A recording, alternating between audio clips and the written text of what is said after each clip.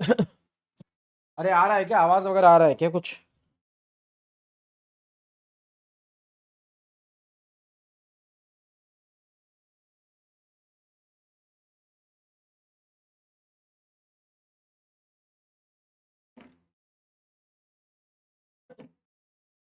आ रहा है क्या, आवाज वगैरह आ रहा है क्या कुछ? हेलो गाइस, हेलो एवरीवन, बच्चा लोग, क्या हुआ?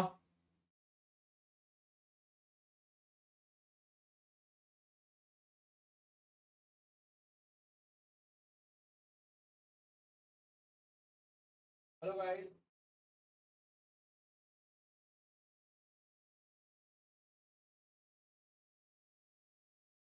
आ रही है ना अभी? हाँ चलो ठीक है। आई डोंट नो यार, कुछ टेक्निकल इशू था यार गाइस, कुछ टेक्निकल इशू था, कुछ तो ब्लैक स्क्रीन आ रही थी, मुझको भी ब्लैक स्क्रीन आ रही थी, क्लास रन नहीं हो रही थी एक्चुअली। बट अभी ठीक है, आई गेस हो गया, फिक्स हो गया ना? फिक्स हो गया ना बच्चा लोग?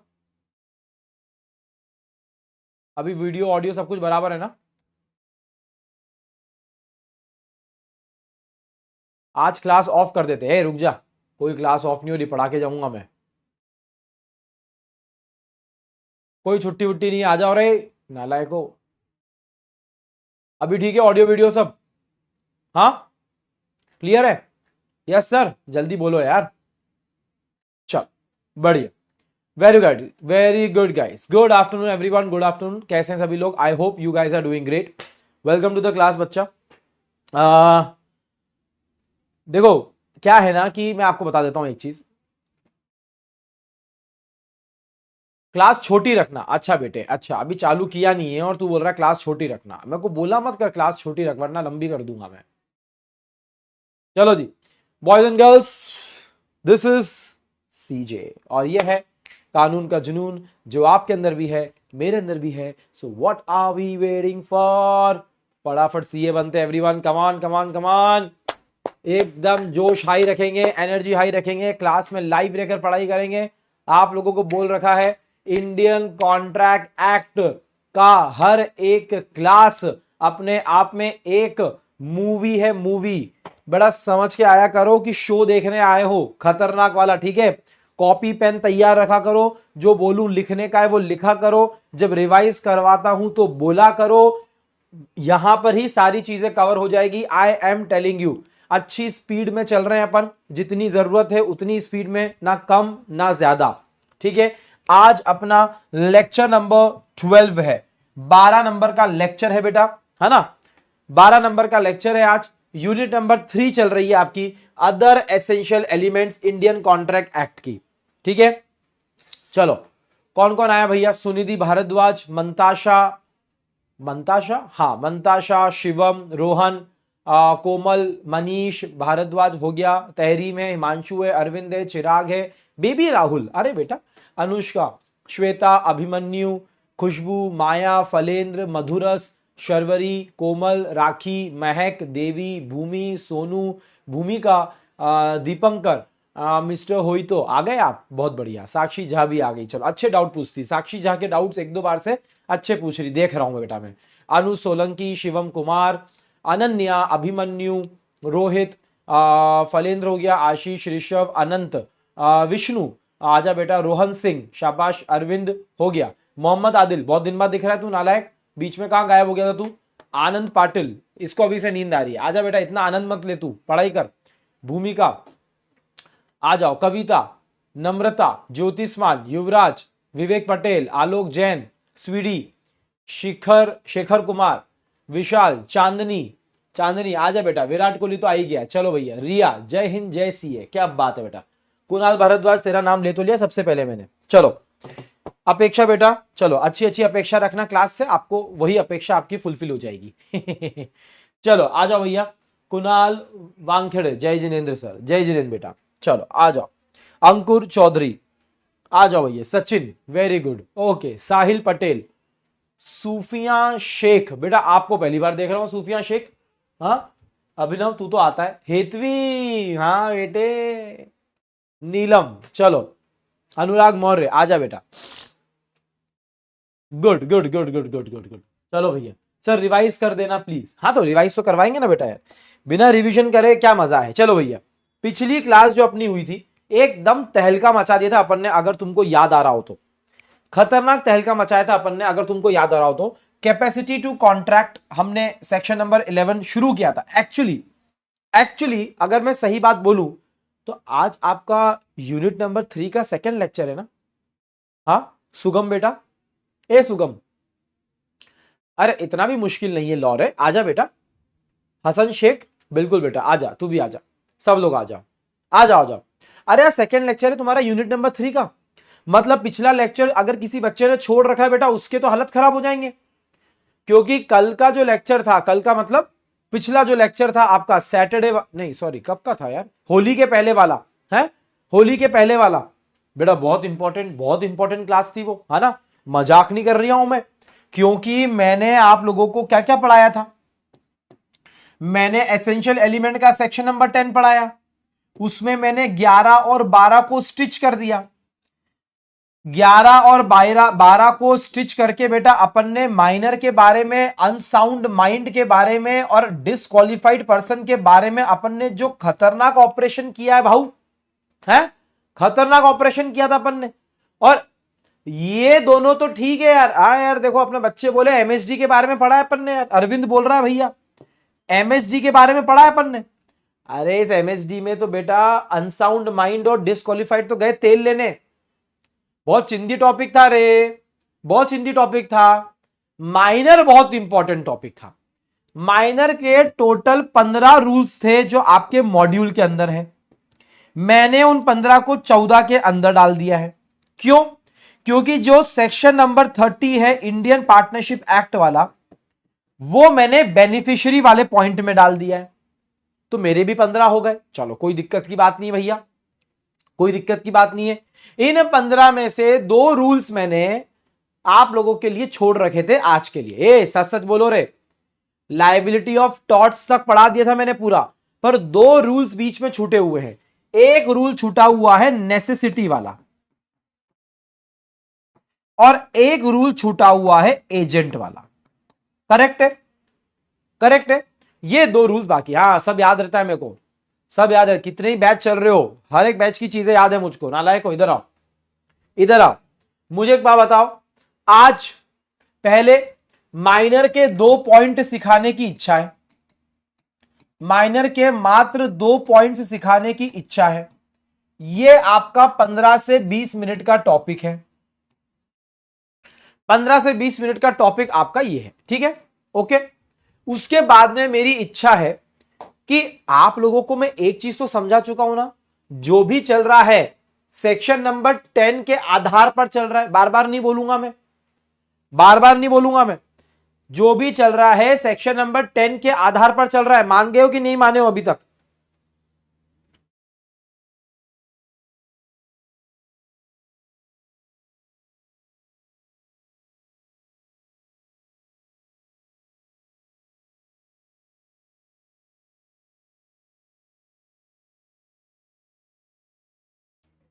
बोलो भैया।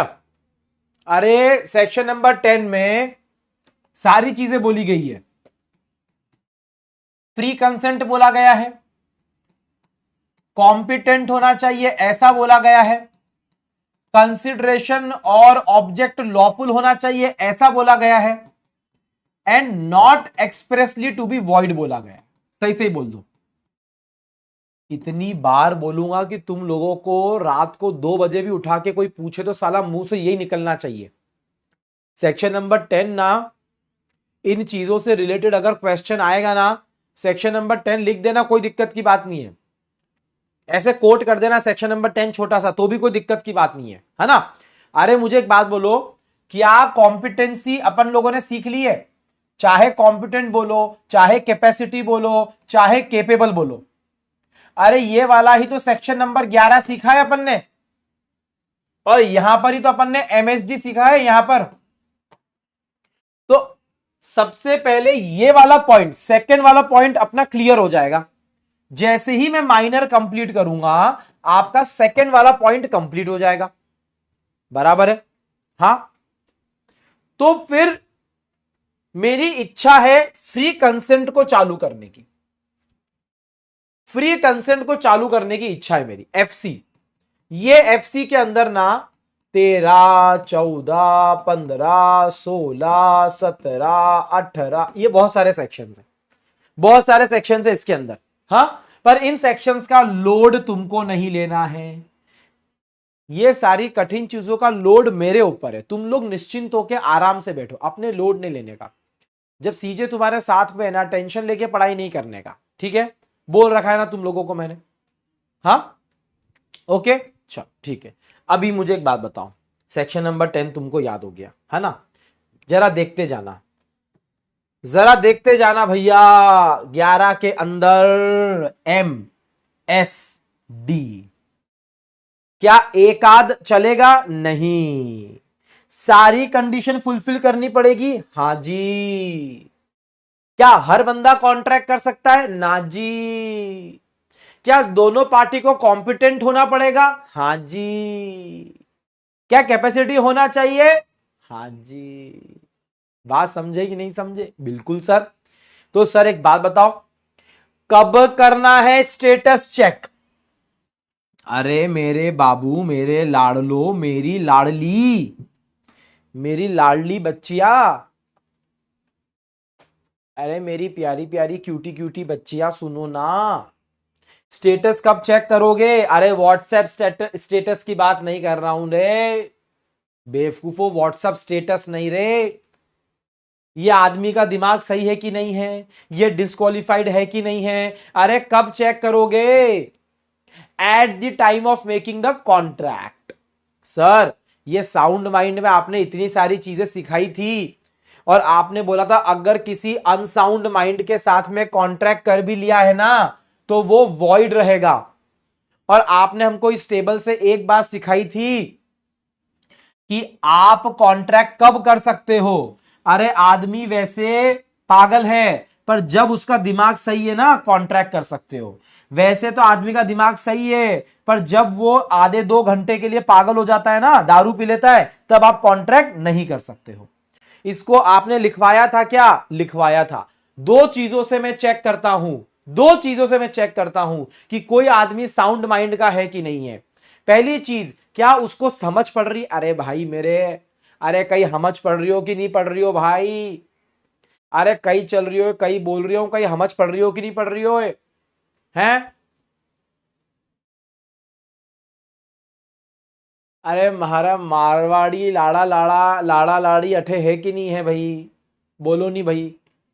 अरे कॉन्ट्रैक्ट समझ में आ रही हो कि नहीं आ रही हो, ये बता मने सबसे पहले तो।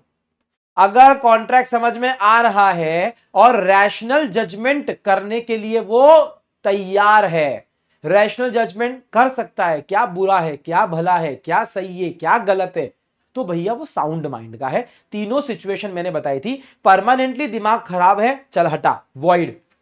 परमानेंटली दिमाग सही है, बहुत ही बढ़िया। टेम्पररी मामला अगर बिगड़ रहा है, इसके लिए टेबल थी, इसके लिए टेबल थी। अगर परमानेंटली मामला बिगड़ा है, सुधरा है, इसको छोड़ो। टेम्पररी अगर कुछ गड़बड़ हो रही है तो जब साउंड माइंड का है तब वैलिड, जब साउंड माइंड का नहीं है तो वॉइड। सिंपल था, सिंपल था। डिसक्वालिफाइड पर्सन के साथ में नहीं कर सकते। अच्छा, डिसक्वालिफाइड पर्सन के साथ में कॉन्ट्रैक्ट किया तो वॉइड हो जाएगा। अच्छा, मुझे एक बात बताओ, अरे मुझे एक बात बताओ, मुझे एक बात बताओ बच्चा, हाँ सीधे सीधे बात बोलो मुझको। फॉरेन सोविनर्स, ambassadors, alien enemy, convict, insolvent, corporation यानी कंपनी के अल्ट्रा वायस केस के अंदर,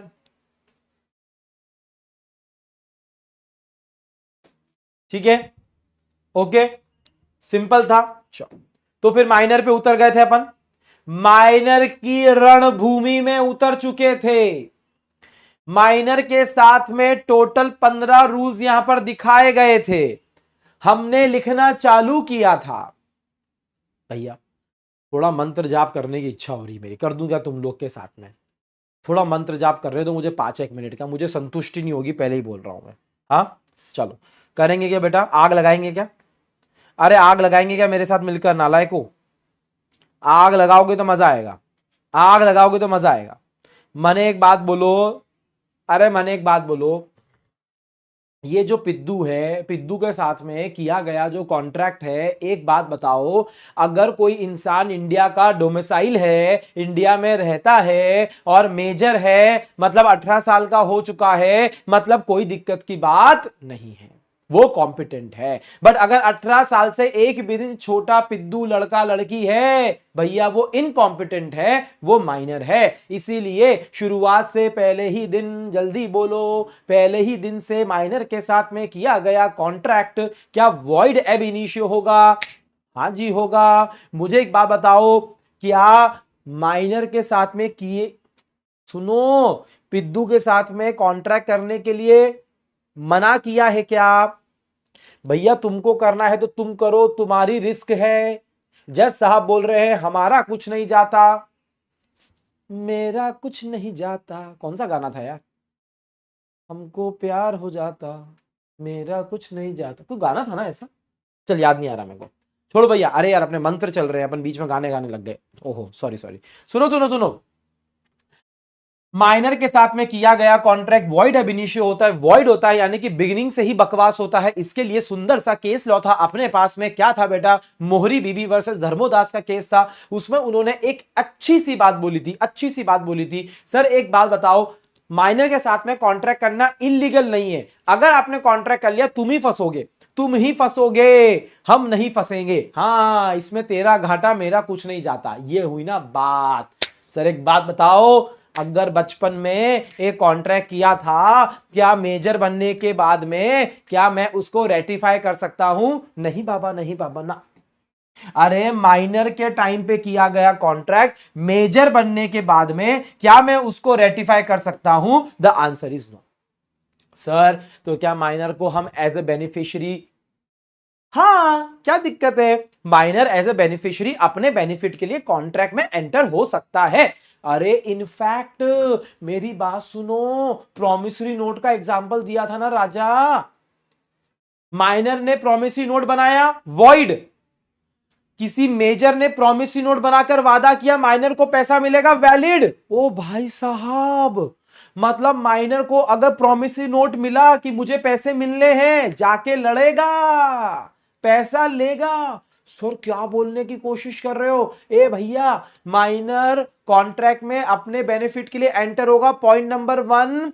एंड पॉइंट नंबर 2, वो दूसरी पार्टी को बाइंड कर सकता है। क्या बात बोल रहे हो? अदर पार्टी को बाइंड कर सकता है। सेक्शन नंबर 30 तो इंडियन पार्टनरशिप एक्ट का हमको पता है ना यार, माइनर अपने बेनिफिट के लिए पार्टनर बन सकता है ना, उसकी कंडीशन भी हमको याद है ना यार, कंसेंट ऑफ ऑल चाहिए ना यार, क्यों दिमाग खराब कर रहे हो यार? चलो ना यार, आगे चलो यार। तीसरा पॉइंट अगर समझ में आ गया तो चौथा पॉइंट तो समझ में आ गया ना, माइनर पिद्दू है, नालायक है, एक्टिंग करेगा, अपने आप को गलत तरीके से रिप्रेजेंट करेगा, अपने आप को मेजर बनाकर दिखाएगा, तेरी तो सर क्या तो भी बच जाएगा? बच जाएगा।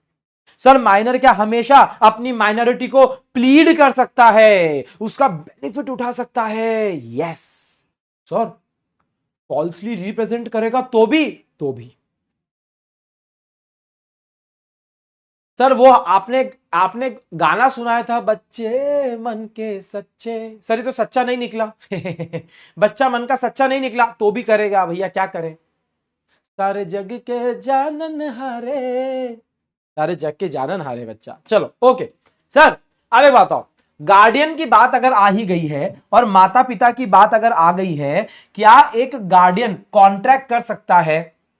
क्या एक गार्डियन कॉन्ट्रैक्ट कर सकता है पिद्दू के बिहाफ पर? कर सकता है, पिद्दू के बिहाफ पर कर सकता है। सर एक बात बताओ ना, सर एक बात बताओ ना। हाँ बेटा मनीषा सिंह, सही बेटा, एस्टेपल का रूल माइनर के ऊपर अप्लाई नहीं होता है, करेक्ट है बेटा, ऊपर वाले पॉइंट में ये लिखा हुआ है मैंने। हाँ बेटा एकदम सही बोले हो तुम, एकदम सही बोलो बेटा। अच्छा मुझे एक बात बताओ, एक गार्डियन क्या पिद्दू के बिहाफ पर कॉन्ट्रैक्ट में उतर सकता है? उतर सकता है। क्या हमेशा कॉन्ट्रैक्ट कर सकता है? क्या हमेशा कर सकता है? नहीं नहीं नहीं नहीं नहीं नहीं नहीं, हमेशा नहीं कर सकता। आपको इसका एक एग्जांपल याद आ रहा है? मुझे एक बात बताओ, गार्डियन भी, अच्छा एक सीरियसली एक बात बताता हूं, मस्ती को साइड में रखो, सीरियसली सुनना, एकदम एकदम ध्यान लगाना, स्क्रीन के ऊपर मुझे देखना और मुझे एक बात बताना कि गार्डियन भी अगर एक माइनर के लिए कॉन्ट्रैक्ट करेगा, तुमको नहीं लगता वो माइनर के बेनिफिट के लिए ही होना चाहिए?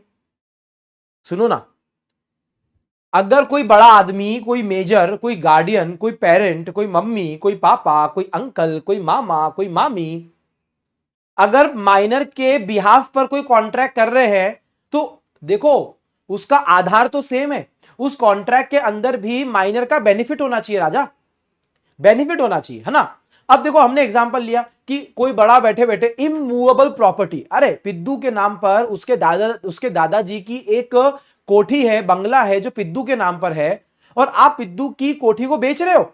वारे नालायक, पिद्दू बेचारा छोटा है तो क्या तुम लोग उसके नाम पे है? गलत है। तो सर ऐसा इमूवेबल प्रॉपर्टी के केस में अगर किसी गार्डियन को कॉन्ट्रैक्ट करना है तो कैसे करेगा? अगर वो पर्सन अपॉइंटेड बाय कोर्ट है। बहुत बढ़िया, बहुत बढ़िया। चलो सर, इसी बात पे वो हमारी मुन्नी, वो मुन्नी दुकान पे जाके साइकिल खरीदी थी, याद है तुमको? और मुन्नी ने ऐसे अपने स्टारी आईज दिखाई थी, अंकल अंकल साइकिल दे दो ना, मम्मी कल आके पैसे दे देगी।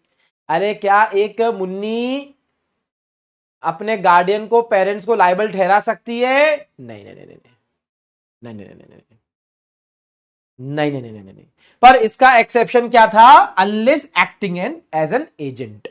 इसी बात पे मैं आज चर्चा करूंगा। छोटे छोटे पॉइंट खत्म कर दो। क्या माइनर कभी इंसॉल्वेंट हो सकता है? नहीं। क्या माइनर से स्पेसिफिक परफॉर्मेंस मांग सकते हो? नहीं।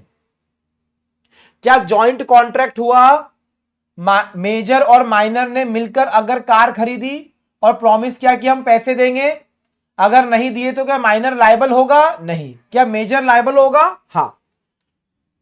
Exception agent.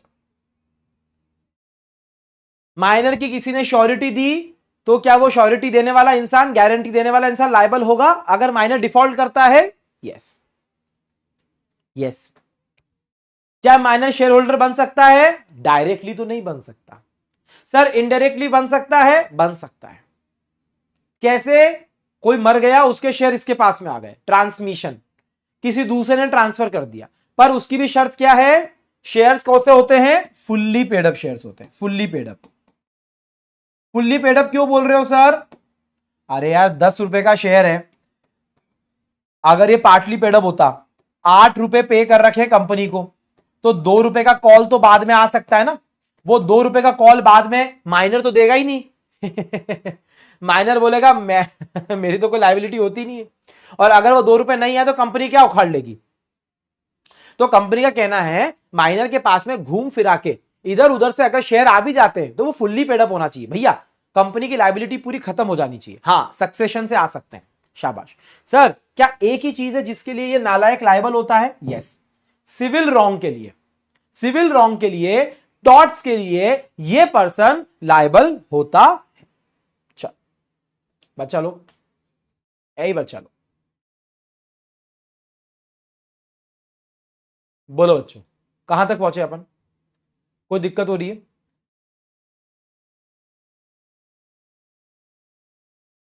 कोई दिक्कत हो रही है? चल आगे बढ़े, आ जाओ। क्या पढ़ना है? Liability for necessary, section number 68। Section number 68 very important for exam, very important for the exam, बहुत इंपॉर्टेंट है। ठीक है, आ जाओ। इसी बात पे चर्चा करना चाहूंगा और आप लोगों से बात करना चाहूंगा, और मैं आप लोगों को यह भी बताना चाहूंगा कि ये जो नेसेसिटी शब्द है, जिसको नेसेसरीज के नाम से भी जाना जाता है, यानी कि क्या मैं इनको बोल सकता हूं रोटी, कपड़ा, मकान। सर ये ऐसी वस्तुएं हैं जिनके बिना जीवन जीना बहुत मुश्किल होता है सर, जिनके बिना जीवन जीना बहुत मुश्किल होता है सर। हमको एक बात बताओ ना सर, किसी को मैंने खाना दे दिया, किसी को मैंने शेल्टर दे दिया, हाँ सर थोड़ा बाहर निकलो ना, रोटी कपड़ा मकान तो सर बहुत पुरानी कहावत हो गई सर, आज के समय के हिसाब से बात करो ना। आज के समय के हिसाब से सर किसी बच्चे को मैंने एजुकेशन दे दिया, अरे भाई मेरे एजुकेशन भी तो बेसिक नेसेसिटी के अंदर आता है कि नहीं आता है? आज की तारीख में एजुकेशन भी बेसिक नेसेसिटी के अंदर आता है। तो मुझे एक बात बताओ ना तुम सभी लोग, अगर किसी पर्सन ने यानी कि मेजर ने एक माइनर को, अगर किसी पर्सन ने एक माइनर को ये नेसेसिटीज प्रोवाइड करवाई है, अरे मैं एक खतरनाक एग्जांपल लेता हूं, मुझे एक बात बताओ, एक बेचारे बच्चे की माताजी का देहांत हो गया, फुटपाथ पे बैठा हुआ था बच्चा, एक बच्चे का माताजी का देहांत हो गया, उसके पास में पैसे नहीं थे माताजी का फ्यूनरल करने के लिए, आपने फ्यूनरल की सेरेमनी के लिए, आपने फ्यूनरल की सेरेमनी के लिए उसको पैसे दिए, आपने उसकी तबीयत को ठीक करने के लिए उसको हॉस्पिटल में एडमिट किया, आपने उसका चेकअप करवाया। अरे मुझे एक बात बताओ, ये सभी चीजें तो जीवित रहने के लिए बहुत इंपॉर्टेंट है ना। सर एक बात बताओ, आप क्या बोलना चाह रहे हो? मैं बोलना चाह रहा हूं ऐसी बेसिक नीड्स, ऐसी बेसिक नीड्स जिसके बिना जीवन नहीं जिया जा सकता, जो एसेंशियल है फॉर लिविंग, जो एसेंशियल है फॉर लिविंग। और शर्त यह है, शर्त यह है कि वो जो चीज है, वो जो वस्तु है, वो उस पर्सन के पास में सफिशिएंट क्वांटिटी में नहीं होना चाहिए, नहीं होना चाहिए। मुझे एक बात बताओ, एक बच्चे के पास में कपड़े हैं, अरे उसके पास में दो दो बैग भर के कपड़े हैं, और आप उसको कपड़े दिए जा रहे हो, दिए जा रहे हो और दिए जा रहे हो, अब क्या उस कपड़े को आप एसेंशियल मानोगे? नहीं ना भैया।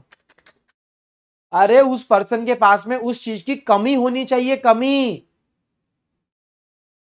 कमी होनी चाहिए। अरे जिसको बोलते हैं ना हिंदी में लाले, लाले पड़ने चाहिए, लाले। भाई मेरे तो लाइफ में लाले पड़ गए, लाले पड़ गए मतलब भाई लगे हुए हैं, सफिशिएंट क्वांटिटी नहीं है। अगर कोई चीज सफिशिएंट क्वांटिटी में है तो मुझे एक बात बताओ, क्या आप उसको नेसेसिटी में काउंट करोगे? नहीं करेंगे। बट सर ये सब चीजें डिपेंड करती है ना पर्सन टू पर्सन, ये सब चीजें डिपेंड करती है पर्सन टू पर्सन। मतलब सर आप ये बोलना चाह रहे हो कि किसी के लिए कोई चीज नेसेसिटी हो सकती है और किसी के लिए कोई चीज नेसेसिटी नहीं हो सकती है? बिल्कुल, ये सब डिपेंड करता है स्टैंडर्ड ऑफ लिविंग पर। किसके ऊपर डिपेंड करता है बेटा? स्टैंडर्ड ऑफ लिविंग पे डिपेंड करता है। ये सब कुछ, सब कुछ स्टैंडर्ड ऑफ लिविंग पे डिपेंड करता है। मेरी बात सुनो सर, सर बहुत जरूरत थी सर उसको, बहुत जरूरत थी सर उसको, उसके पास पैसे नहीं थे सर, तो मैंने सर उसको डायमंड की अंगूठी दे दी। तेरी 12 बजाऊं, नेसेसिटी है, नेसेसिटी है सर। सर ना वो एक दो दिन से नहाया नहीं था सर वो, है ना, और एकदम फुटपाथ पे एकदम भिखारियों जैसे बैठा हुआ था सर। मैं उसको ले गया सर मनीष मल्होत्रा के स्टोर पे, और मैंने उसको डिज़ाइनर कपड़े दिला दिए सर। मैंने उसको आईफोन दिला दिया। तुम लोग मारोगे इसको कि मैं मारूं? सही से बताओ, तुम लोग मारोगे कि मैं मारूं? यार लग्जरी की बातें नहीं कर रहे हैं हम लोग, लग्जरी की बातें नहीं कर रहे हैं। ये लग्जरी जैसी जो चीजें हैं ना, ये नहीं आती है नेसेसिटी के अंदर। इसके लिए एक शानदार सेंटेंस बोलूं कि क्या नेसेसिटी है और क्या नेसेसिटी नहीं है बेटा, ये मैटर पता है किस चीज का है? It is a matter of utility, it is a matter of utility. Utility मतलब उपयोग, उपयोग। ये ऑर्नामेंट की बात नहीं है, रैदर देन ऑर्नामेंट। भैया हम आपका जीवन एकदम अच्छा दिखना चाहिए ऐसा नहीं बोल रहे हैं। भैया उसने 4 दिन से खाना नहीं खाया था तो 5 स्टार होटल में मत ले जाओ उसको। 5 स्टार होटल में ले जाने की कोई जरूरत नहीं थी, फालतू लग्जरी दिखाने की जरूरत नहीं है। अगर 5 दिन से खाना नहीं खाया है तो नॉर्मल जगह से आप घर से खाना लिया है, आपने उसको रोटी दे दी, दूध दे दिया, कुछ भी चाय पिला दी, ये कर दिया। हाँ, समझे? यहां लग्जरी की बातें नहीं हो रही है, यूटिलिटी की बातें हो रही है। स्टैंडर्ड ऑफ लिविंग मतलब, सर मुझे एक बात बताओ, जरूरी नहीं है कि माइनर माइनर हमेशा गरीब हो, यह जरूरी नहीं है। अभी तक तो मैंने गरीब वाले एग्जाम्पल दिए आपको। ओ भाई साहब, अभी तक मैंने गरीब माइनर के एग्जाम्पल दिए। अब मैं आपको बताता हूं, एक अच्छे घर का माइनर है, एक अच्छे घर का पिद्दू है, एक अच्छे घर की मुन्नी है, हां, जिनके पास में ठीक ठाक पैसा है। मुझे एक बात बताओ, अगर एक अच्छे घर के छोटे बच्चे के लिए, हां, आपने कुछ मदद करी है तो वो नेसेसिटी होना चाहिए। आपने छोटा सा फोन दिया है, वो टच पैड वाला नहीं, टच स्क्रीन वाला नहीं, हां, वो बटन वाला फोन दिया है आपने, सैमसंग का 1000 रुपए का, सैमसंग का 1000 रुपए का। वो जियो का फोन दिया है आपने 800 रुपए का, है ना सर? वो फिर भी यूटिलिटी के अंदर आ सकता है। एक अच्छे घर के बच्चों को आपने एजुकेशन दिया है थोड़ा बहुत, एक अच्छे बच्चे की पढ़ाई के लिए आपने किताबें खरीदी है, हां, आप रोजाना स्विगी का ऑर्डर करते हो, रोजाना जोमेटो ऑर्डर करते हो उसके लिए, ए चल चल चल चल, ये सब नेसेसिटी के अंदर नहीं आएगा। सर ऐसे तो बहुत सारे एग्जाम्पल हो सकते हैं ना। हां, इसीलिए हम लोग क्या सोच रहे हैं, हम लोग ये बोल रहे हैं ये सारी चीजें नेसेसिटी होती है, पर नेसेसिटी क्या है और क्या नहीं है डिपेंड करता है स्टैंडर्ड ऑफ लिविंग पे, कौन से घर का बच्चा है। पर्सन टू पर्सन चेंज हो सकता है, एसेंशियल होना चाहिए, इसका ध्यान रखो, और वो चीज उसके पास में ऑलरेडी सफिशिएंट क्वांटिटी में नहीं होना चाहिए। और ये वाला डायलॉग याद रखना, यूटिलिटी की बात करना भैया, हां, यूटिलिटी की बात कर।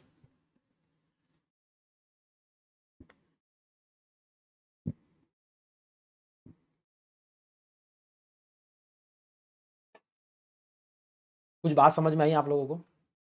ये नहीं आई है? हमको तो ये बताओ सर, आप ये पढ़ा क्यों रहे हो, आप ये बता क्यों रहे हो? मैं आपको बताता हूं।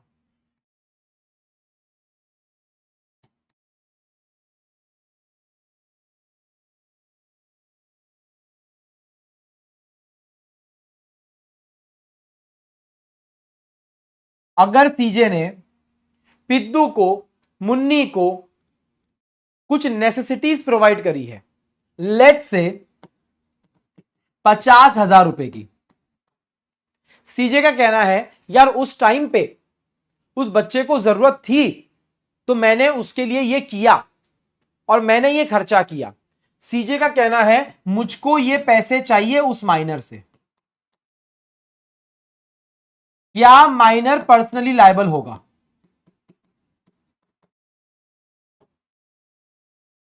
क्या माइनर को 50,000 रुपए इसको देने पड़ेंगे क्या अगर सीजे मांगने आता है तो? अगर सीजे मांगने आता है तो क्या माइनर पर्सनली लायबल रहेगा क्या? सीजे का कहना है देख भाई, मैंने कोई अय्याशियां नहीं करवाई है, मैंने तेरा जीवन संभाला है, अगर मैं 2 साल के बाद में तुझसे पैसे मांग रहा हूं तो तू ऐसा क्यों कर रहा है? तू तो, तेरे पास में यार काफी सारे असेट्स भी है, इस माइनर के तो एस्टेट भी है, एस्टेट, एस्टेट यानी कि इसकी प्रॉपर्टी भी है, इसके दूसरे असेट्स भी है।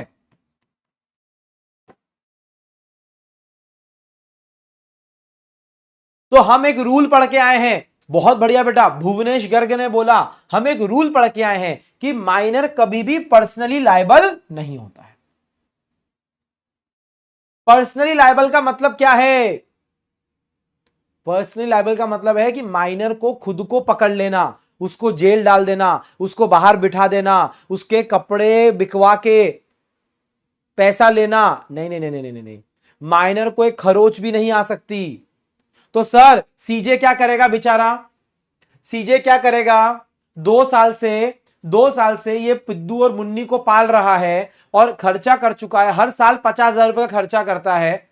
ये सीजे क्या अपनी जेब से डालता रहेगा क्या? अगर सीजे को पैसे चाहिए तो सीजे माइनर की प्रॉपर्टी से रिकवर कर सकता है।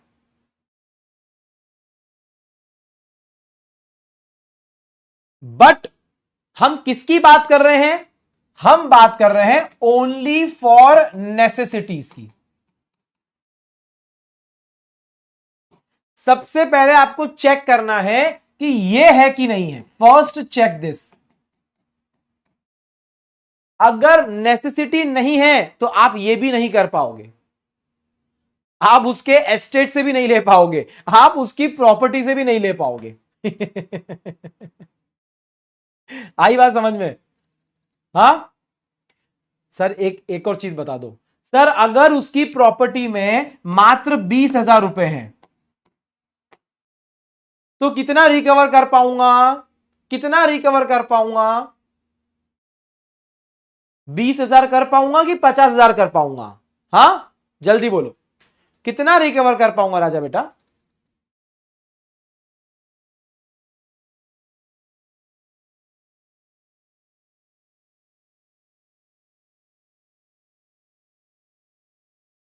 यहां पर लिखना चाहिए अप टू। क्या लिखना चाहिए? Up to. अब ठीक है, जितना प्रॉपर्टी में पैसा होगा उतना ही तो पैसा मिलेगा, उससे ज्यादा नहीं मिल सकता। सर बाकी 30,000 का क्या होगा? 30,000 डूब गए। बाकी 30,000 का क्या होगा? चले गए। भूल जा, सो जा, जा सो जा, खाना वाना खा के सो जा, 30,000 भूल जाना। सर इतना ही रिकवर हो पाएगा क्या? इतना ही रिकवर हो पाएगा। तो सर हकीकत क्या है? मैं आपको हकीकत पढ़वा देता हूं, मैं आपको हकीकत पढ़वा देता हूं। अभी तक समझाया था ना, अब मैं आपको पढ़वाता हूं, पढ़ना मेरे साथ में। नेसेसरीज सप्लाई की गई है, माइनर को उसको रिकवर किया जा सकता है, but only from minor's property. Personally आप उससे पैसा नहीं ले सकते हो। जो माइनर का एस्टेट है, एस्टेट बेटा क्या है? माइनर का एस्टेट। माइनर का एस्टेट सिर्फ और सिर्फ किसके लिए लायबल होता है? सिर्फ और सिर्फ लायबल होगा नेसेसरीज के लिए। उन्होंने क्या कंडीशन लगाई कि जो आपने सामान माइनर के सपोर्ट में दिया है वो स्टैंडर्ड ऑफ लिविंग के हिसाब से होना चाहिए। माइनर के पास में वो सामान ऑलरेडी सफिशिएंट क्वांटिटी में नहीं होना चाहिए, और वो बेसिक नीड्स से रिलेटेड होना चाहिए, जैसे कपड़ा, खाना, एजुकेशन, ऐसे एक्सपेंसेस जो लाइफ को जीने के लिए इंपॉर्टेंट होते हैं, जैसे फ्यूनरल को भी यहां पर एग्जाम्पल में डाला है। क्या लग्जरी को, नॉन एसेंशियल आइटम को इंक्लूड करेंगे? नहीं करेंगे। यहां पर फोकस किस चीज के ऊपर है? यूटिलिटी के ऊपर फोकस है। कुछ एग्जाम्पल दिए हैं, माइनर का एजुकेशन, उसकी फ्यूनरल सेरेमनीज, बराबर है, ये सब कुछ नेसेसरी के अंदर आएगी। यहां पर पूरा क्वेश्चन जो है वो माइनर का जो स्टेटस है उसके जीवन में, उसके ऊपर डिपेंड करता है। और हमारा डायलॉग यहां पर लिखा हुआ है, utility rather than ornament is the criteria।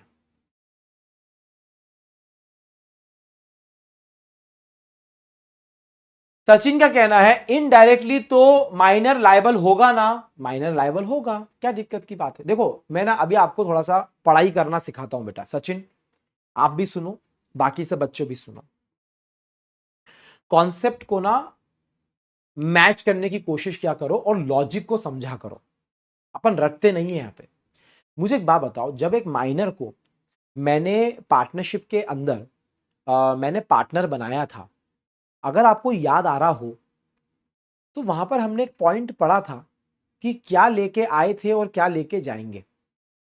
Minor का यह कहना है कि मुझे फर्म से जितना भी पैसा मिला है, फर्म ने अगर माइनर को, फर्म में जो माइनर का शेयर है अगर वो 5 लाख रुपए तक का है, हाँ, तो माइनर का कहना है जितना बेनिफिट मुझको मिला है ना वो मुझसे ले जाओ, कोई दिक्कत की बात नहीं है।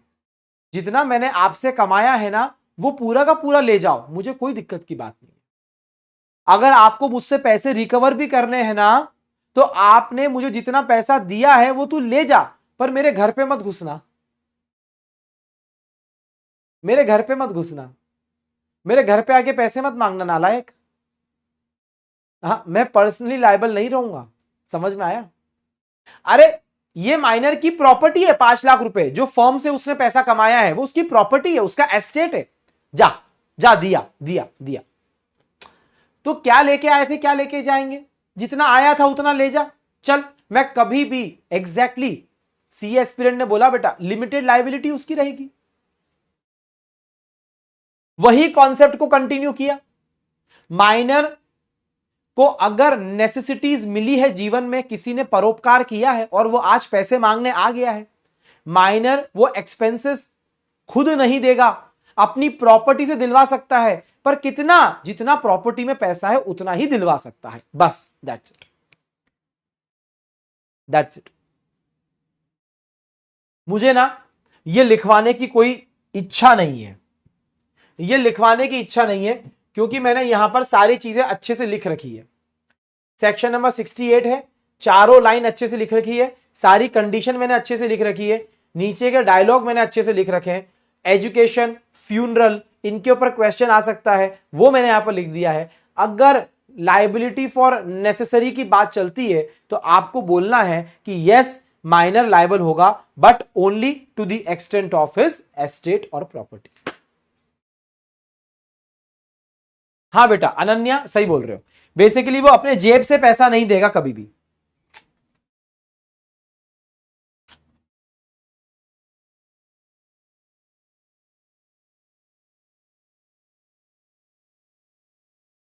हाँ जी बेटा, आप इसी को लिख सकते हो।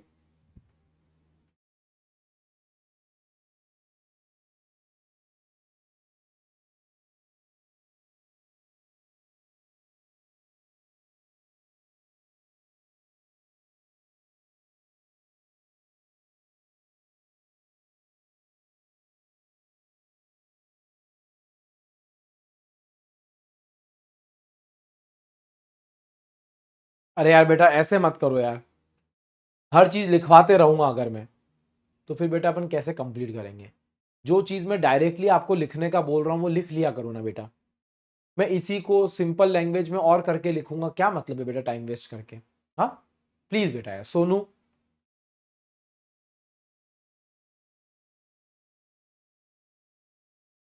चलो आओ।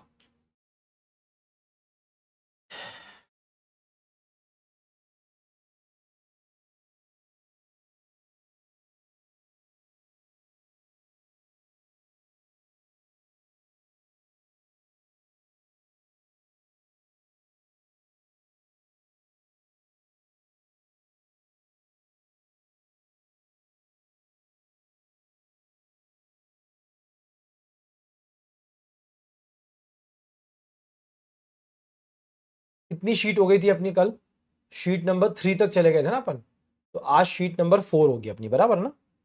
चलो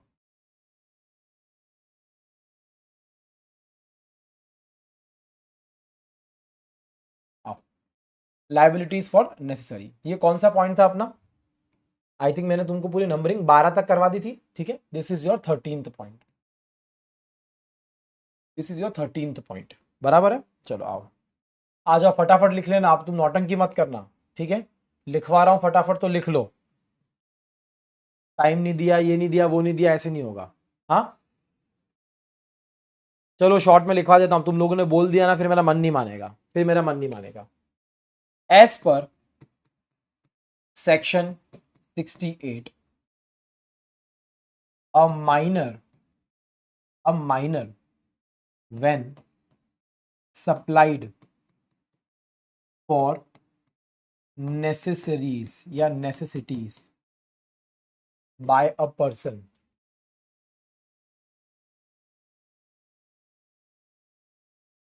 can be liable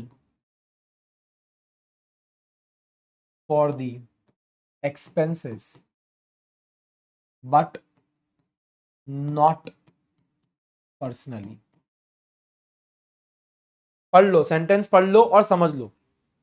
as per section 68, a minor when supplied for necessities by a person can be liable for the expenses but not personally। Personally liable नहीं रहेगा, it means amount can be recovered, amount can be recovered from minor's property और estate और his estate.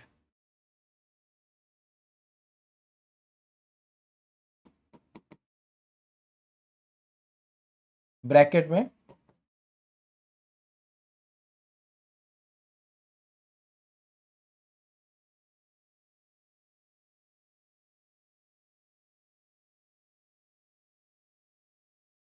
Limited.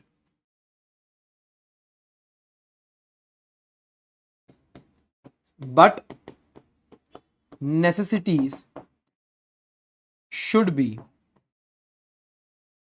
related to basics of life without which one cannot live। जिसके बिना आदमी रह नहीं सकता, जिसके बिना आदमी रह नहीं सकता, वैसा होना चाहिए। ठीक है।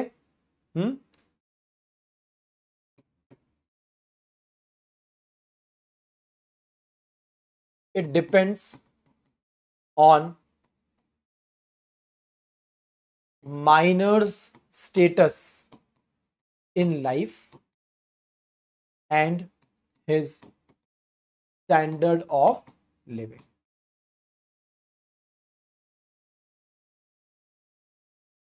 He should not have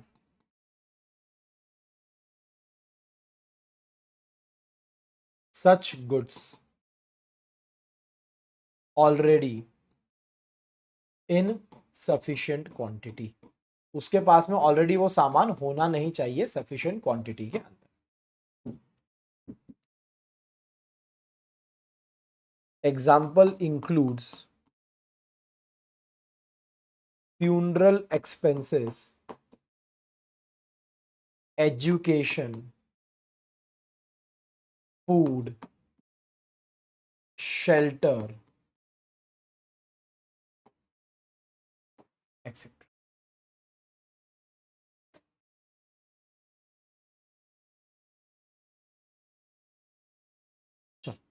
clear है बच्चा? एक बात लिख लो, it is a matter of utility rather than ornament। ठीक है।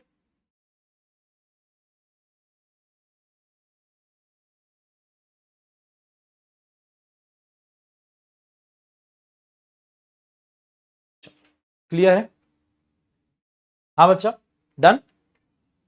चल अभी मेरी बात सुनो, अभी मेरी बात सुनो फटाफट।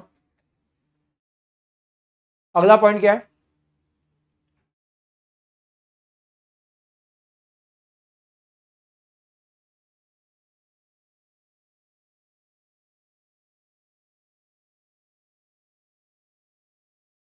इसको आप मान सकते हो शीट नंबर 5, ये आपका 14th पॉइंट है, ये आपका 14th पॉइंट आप मान सकते हो आपकी शीट के हिसाब से, शीट के हिसाब से 14th पॉइंट। क्या माइनर एजेंट हो सकता है? वेरी इंपॉर्टेंट, वेरी इंपॉर्टेंट, जरा सोच के बोलो, क्या माइनर एजेंट हो सकता है कि नहीं हो सकता है? माइनर एजेंट हो सकता है। The answer is yes, minor can be an agent. देखो भैया, हमने आपको मना किया है कि आप फालतू के पंगे मत लो। हमने आपको बोला, आपने एग्जाम्पल बना के देता हूं मैं, मेरी बात सुनो, एग्जाम्पल सुनना, मेरा एग्जाम्पल सुनना। सीजे बोला मुझे मेरी कार सेल करनी है, उसके लिए सीजे ने अपॉइंट कर दिया पिद्दू को। ये पिद्दू है अपना माइनर, सीजे है मेजर, ये बन गए प्रिंसिपल, ये बन गए एजेंट। यार पिद्दू भले ही उम्र में छोटा है पर दिमाग बहुत है इसके अंदर, गाड़ियों का नॉलेज बहुत खतरनाक है इसको। सीजे ने बोला क्या तू मेरा एजेंट बनेगा? बोले ठीक है बन जाता हूं यार। सीजे ने बोला मेरी कार बेचना 10 लाख रुपए में, मिनिमम, अरे मिनिमम 10 लाख में बेचना। पिद्दू निकला, पिद्दू पिद्दू बेच के आ गया 8 लाख में। सीजे का कहना है मैं 2 लाख रिकवर करूंगा, 2 लाख रिकवर करूंगा। क्या कर पाएगा? नहीं कर पाएगा। माइनर एजेंट बन तो सकता है पर वो पर्सनली लायबल नहीं होगा, इस बात का ध्यान रखना, इस बात का ध्यान रखना। आगे बात समझ में? अरे बोल भी दो।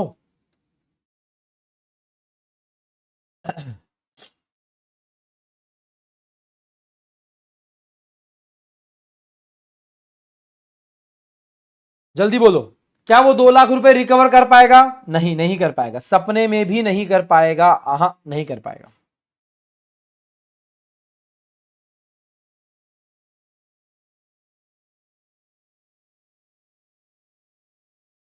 सर एक बात बताओ, एक बात बताओ, क्या एक माइनर चेक बना सकता है? बताओ, क्या एक माइनर चेक बना सकता है? क्या एक माइनर नेगोशिएबल इंस्ट्रूमेंट ड्रॉ कर सकता है? हां, कर सकता है। अरे आपने माइनर को एजेंट बना दिया ना, तो एजेंट तो सारे काम करता है जो प्रिंसिपल के लिए जरूरी है। उसने चेक बनाकर दे दिया, उसने नेगोशिएबल इंस्ट्रूमेंट को ड्रॉ कर दिया, उसने डिलीवर कर दिया, उसने इंडोर्स कर दिया, वो करेगा। पर अगर वो चेक बाउंस हो गया, वो लायबल नहीं है।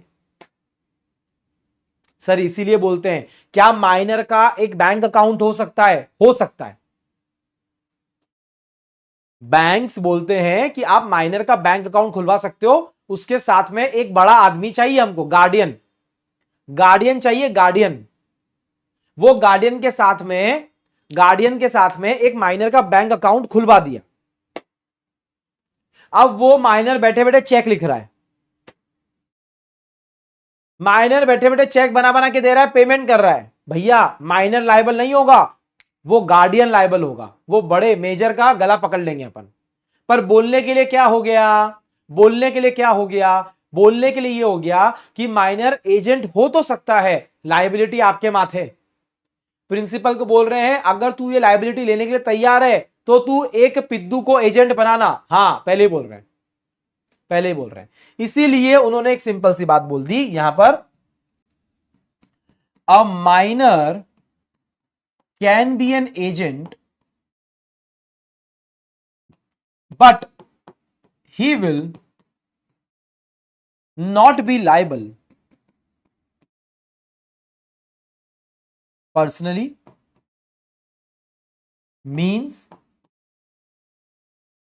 principal will be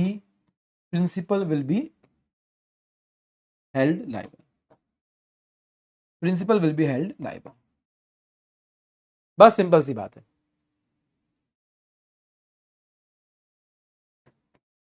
minor can draw negotiable instrument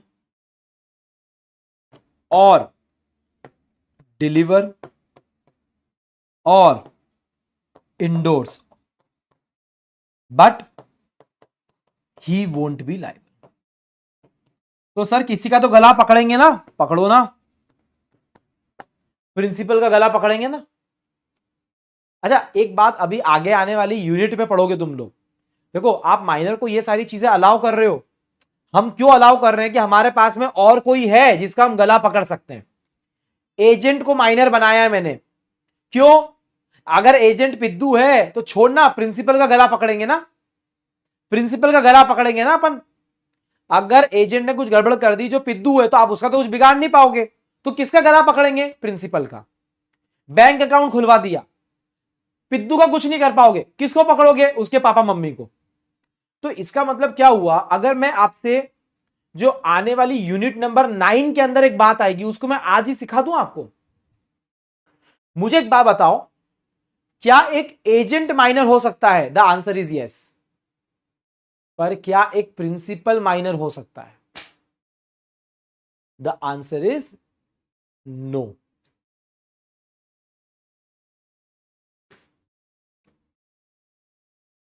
principal बनने के लिए आपको कॉम्पिटेंट पर्सन होना पड़ेगा। एजेंट कोई भी बन सकता है, क्योंकि एजेंट तो सिर्फ प्रिंसिपल की परछाई है।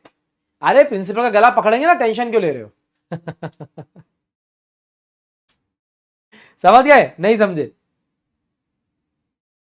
चल, डन है जी, हो गया।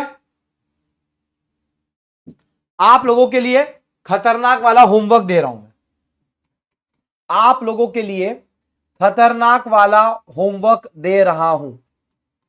यह आपके लिए सिर्फ एक छोटी सी एक्सरसाइज है, यह सिर्फ आपके लिए एक छोटी सी एक्सरसाइज है।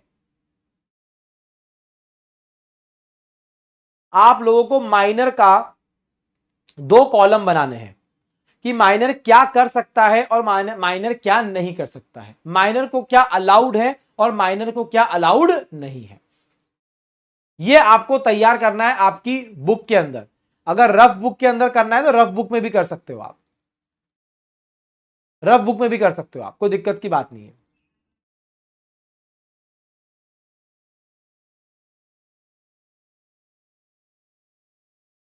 बना पाओगे कि नहीं बना पाओगे? हाँ, बना पाओगे कि नहीं बना पाओगे? जल्दी बोलो।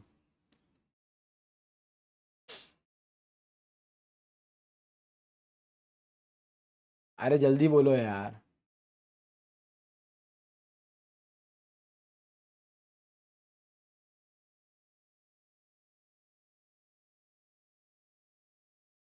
अरे मतलब सारे नेगेटिव पॉइंट्स यहां पर आएंगे, सारे पॉजिटिव पॉइंट्स यहां पर आएंगे। जैसे मैं आपको बताता हूं, माइनर एजेंट हो सकता है, वो यहां पर आएगा। माइनर के साथ में कॉन्ट्रैक्ट वॉइड एब इनिशियो है, वो यहां पर आएगा। आपको सारे 15 के 15 पॉइंट्स को डिवाइड करना है। कुछ पॉइंट्स यहां आएंगे, कुछ पॉइंट्स यहां आएंगे। बात समझना। माइनर लायबल होगा टॉर्ट्स के लिए, यहां पर लिख देना, टॉर्ट्स के लिए लायबल होगा। माइनर की प्रॉपर्टी नेसेसिटीज के लिए लायबल रहेगी, उसका एस्टेट यहां पर आएगा। पर माइनर कभी भी पर्सनली लायबल नहीं रहेगा, वो यहां पर आएगा। पॉजिटिव नेगेटिव पॉइंट बना लेना। ये अलाउड नॉट अलाउड तो ऐसे ही लिख रखा है मैंने, क्या कर सकता है क्या नहीं कर सकता है दोनों बना लेना। एक को पॉजिटिव बना देना, एक को नेगेटिव बना देना। सारे 15 पॉइंट को आप डिवाइड कर लोगे, आपका रिवीजन बहुत अच्छा हो जाएगा बेटा, रिवीजन बहुत अच्छा हो जाएगा आपका। कर लोगे ना? चलो, अब ये मत बोलना ये लिखवा दो, ये ऐसे ही बेटा प्रैक्टिस के लिए। हाँ, प्रैक्टिस के लिए, हाँ प्रैक्टिस के लिए ये। चलो आओ, क्वेश्चन देखना मेरे साथ में, जरा क्वेश्चन देखना। देखो कितना खतरनाक क्वेश्चन पूछा है। अरे क्लास कहां से खत्म हो गई? इधर आ, कोई क्लास खत्म नहीं हो गई, अभी तो फ्री कंसेंट चालू करूंगा आज की क्लास में। पर यार साला आज की क्लास तो तुम लोगों ने यार इसी में निकलवा दी यार, कैसे करेंगे आदमी यार। हाँ चलो क्वेश्चन पढ़ो फटाफट।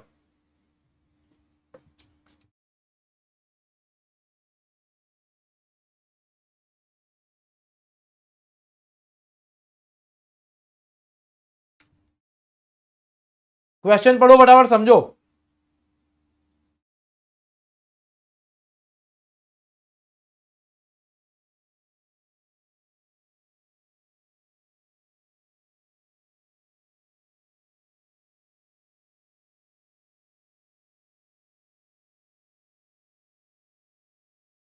देखो सुनो मेरी बात, माना कि माइनर कॉम्पिटेंट नहीं है, फिर भी कॉन्ट्रैक्ट एक्ट के अंदर ऐसी कोई बात नहीं लिखी है जो उसको कॉन्ट्रैक्ट करने से रोकती हो और दूसरी पार्टी को बाउंड करने से रोकती हो।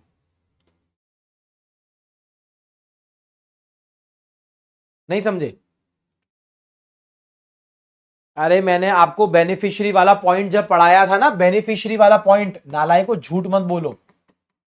बेनिफिशियरी में बोला था कि वो अपने बेनिफिट के लिए कॉन्ट्रैक्ट में एंटर हो सकता है और वो किसी थर्ड पार्टी को, अदर पार्टी को लायबल बना सकता है, उसको बाइंड कर सकता है, पर वो खुद कभी भी बाइंड नहीं होगा। बस यही बात लिखनी है आपको।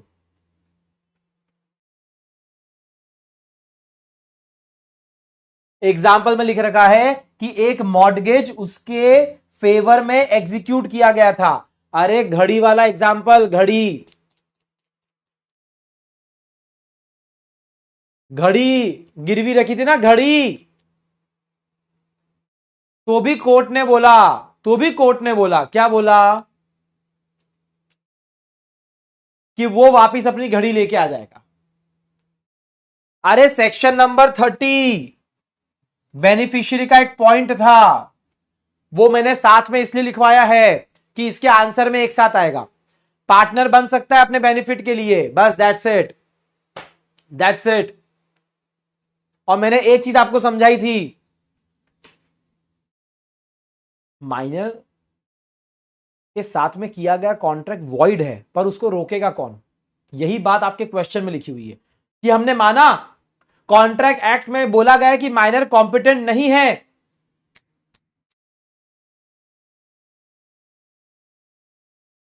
तो भी वो कॉन्ट्रैक्ट करके दूसरों को लायबल ठहरा सकता है। The answer is yes, the answer is yes. Promissory note का एग्जांपल आएगा यहां पर, प्रोमिसरी नोट मतलब आंसर में कितनी चीजें आएगी? आप पहले लिखोगे बेनिफिशियरी की बात, फिर आप लिखोगे प्रोमिसरी नोट की बात, फिर आप लिखोगे सेक्शन 30 की बात। बस इतना सा लिखना है आपको, ठीक है? होमवर्क है, अच्छे से लिखना बेटा। बेनिफिशियरी की 3 स्टार शीट के अंदर बेनिफिशियरी वाले पॉइंट के अंदर सारी बातें लिखवाई है मैंने, है ना? नालायक झूठ मत बोलना, ठीक है? चलो अभी एक और क्वेश्चन देखो बेटा, स्टडी मॉड्यूल का भी क्वेश्चन है, आरटीपी के अंदर भी आ रखा है, जरा क्वेश्चन अच्छे से देखना मेरे साथ में। हाँ, क्वेश्चन देखना अच्छे से मेरे साथ में। एक ईशान नाम का लड़का है, मात्र 16 साल का है, यानी कि कौन हो गया बेटा? पिद्दू, पिद्दू हो गया। ये इंजीनियरिंग की पढ़ाई कर रहा है, इंजीनियरिंग कॉलेज में। एक बार की बात है बेटा, मार्च 2018 के अंदर उसने 2 लाख रुपए का लोन लिया। इसने 2 लाख रुपए का लोन लिया। किससे लोन लिया बेटा? विशाल से, है ना? कॉलेज की पढ़ाई के लिए, कॉलेज की पढ़ाई के लिए। और उसने अग्री करा कि मैं आपको यह पैसा दे दूंगा 30 मई 2019 तक। ईशान के पास में, यानी कि पिद्दू के पास में, उसके एसेट से 15 लाख रुपए तक के। भैया माइनर का एस्टेट है 15 लाख रुपए का, 15 लाख रुपए का। जब यह तारीख आई तो पिद्दू ने मना कर दिया कि मैं पैसे ना दे सकता तेरे को। अब विशाल कह रहा है कि मैं ये पैसे रिकवर करूंगा ईशान से, उसके एसेट से, यानी कि उसके एस्टेट से। बताओ क्या वो कर पाएगा कि नहीं कर पाएगा? क्या एस्टेट लायबल है कि नहीं लायबल है? आप लोग को यह बात बहुत बढ़िया, सुनिधि भारद्वाज ने सबसे पहले सेक्शन नंबर 68 लिखा, यह मुझे बहुत खुशी हुई है देखकर। सेक्शन नंबर 68 लिखा, मुझे खुशी हुई है देखकर बेटा। वेरी गुड, वेरी गुड बेटा, मतलब आप पहली लाइन से पढ़ाई कर रहे हो। सेक्शन 68 के हिसाब से मुझे सबसे पहला पॉइंट चेक ये करना है कि एस्टेट लायबल होता है only in which case? Only for necessities. याद आ गया? क्या कॉलेज की फीस, क्या एजुकेशन नेसेसिटी के अंदर आता है? The answer is yes.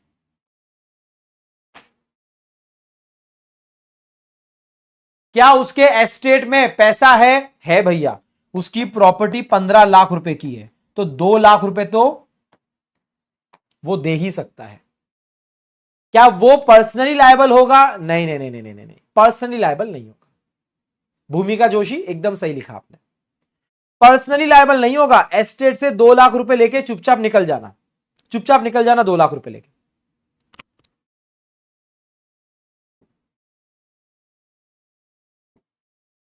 Sir answer थोड़ा अच्छे से बनाए क्या? बनाओ ना, किसने मना किया? सर क्या हम सेक्शन नंबर 68 लिखने के पहले सेक्शन नंबर 11 लिख सकते हैं क्या? देखो माइनर का क्वेश्चन आएगा ना बेटा, अच्छे से माहौल बनाकर आंसर बनाना। सेक्शन नंबर 11 लिखने में कतराना मत।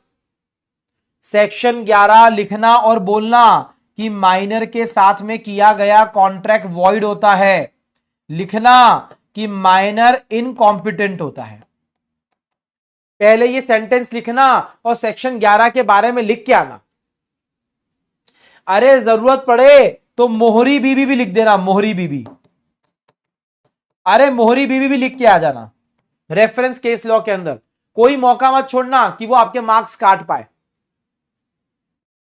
सर क्या इसके बाद में सेक्शन 68 लिख सकते हैं? लिख देना, फिर लिखना सेक्शन 68 और सेक्शन 68 में लिखना कि माइनर को अगर नेसेसिटीज प्रोवाइड करी जाती है, सप्लाई करी जाती है, तो वो पर्सनली लायबल तो नहीं होता, पर वो पैसा उसकी प्रॉपर्टी से, उसके एस्टेट से लिया जा सकता है।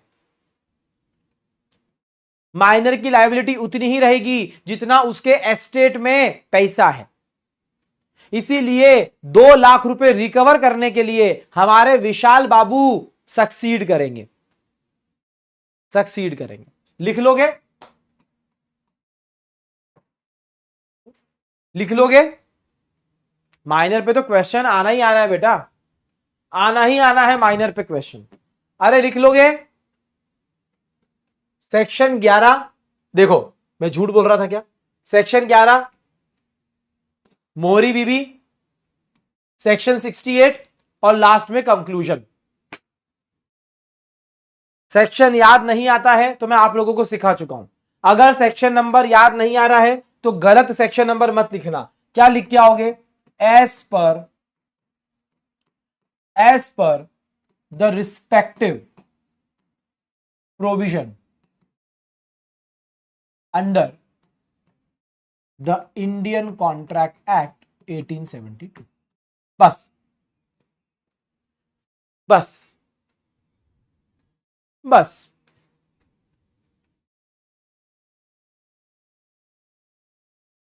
रेलेवेंट बेटा, सॉरी, रेस्पेक्टिव नहीं, रेलेवेंट,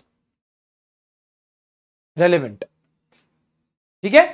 गलत सेक्शन नंबर लिख के मत आना, क्लासरूम में आके मारूंगा पकड़ पकड़ के तुम लोगों को। आ रही बात समझ में? चलो एक आखिरी क्वेश्चन करोगे क्या मेरे साथ में माइनर का? मुझे थोड़ा कॉन्फिडेंस आ जाएगा कि तुम लोगों को टॉपिक पूरा अच्छे समझ में आ गया। बोलो, सुनोगे क्या अच्छे से? हाँ ओके हेती बेटा, इट्स ओके बेटा, जाओ जाओ जाओ जाओ बेटा। हाँ प्लीज यार बच्चों, सब अपनी हेल्थ की ध्यान रखो यार बेटा। हाँ रेस्ट लेना हो तो रेस्ट लो, दिन रात पढ़ाई करते हो, वीडियोस वगैरह देखते हो, लैपटॉप के साथ में रहते हो। मैं बोल चुका हूँ आप लोगों को, जब देखो क्लासेस पूरी ऑनलाइन चल रही है ना तुम लोगों की, ऑलरेडी तुम्हारा स्क्रीन टाइम काफ़ी है बेटा, ऑलरेडी स्क्रीन टाइम काफ़ी है। ब्रेक्स में भी फ़ोन चलाओगे तो मतलब नहीं है, प्लीज़। हाँ ओके, जाओ और रेस्ट करो, ज़्यादा पानी पियो, ज़्यादा पानी पियो, थोड़ा सा वॉक करो, थोड़ा सा घर से बाहर निकलो। हाँ थोड़ा सा स्ट्रेचिंग वगैरह करो, कमर सीधी करो, गर्दन सही करो। हाँ हम लोग की भी हालत ख़राब हो जाती है, खड़े खड़े पढ़ाते हैं, लिखते रहते हैं, सब दुखते हैं बेटा, शोल्डर कमर सब दुखती है बेटा। हम तो बुढ़े भी हो गए, ऐसा है। हाँ क्या करें, ध्यान रखो बेटा, है ना? चलो क्वेश्चन बड़ा इंटरेस्टिंग है बेटा, इंटरेस्टिंग क्वेश्चन है। एक बार देख लो, तुम लोग समझ जाओगे, पहली लाइन में समझ जाओगे कि क्या होने वाला है, क्योंकि तुम मेरे स्टूडेंट हो। मुझे एक बात बताओ, जैसे ही तुमने ये लाइन पढ़ी तुमको क्या याद आया? बस जैसे ही पहली लाइन पढ़ी है तुमको क्या याद आया? कौन सा रूल याद आ रहा है? जल्दी बोल दो, नाम चाहिए मुझको, जल्दी बोल दो, नाम चाहिए मुझको।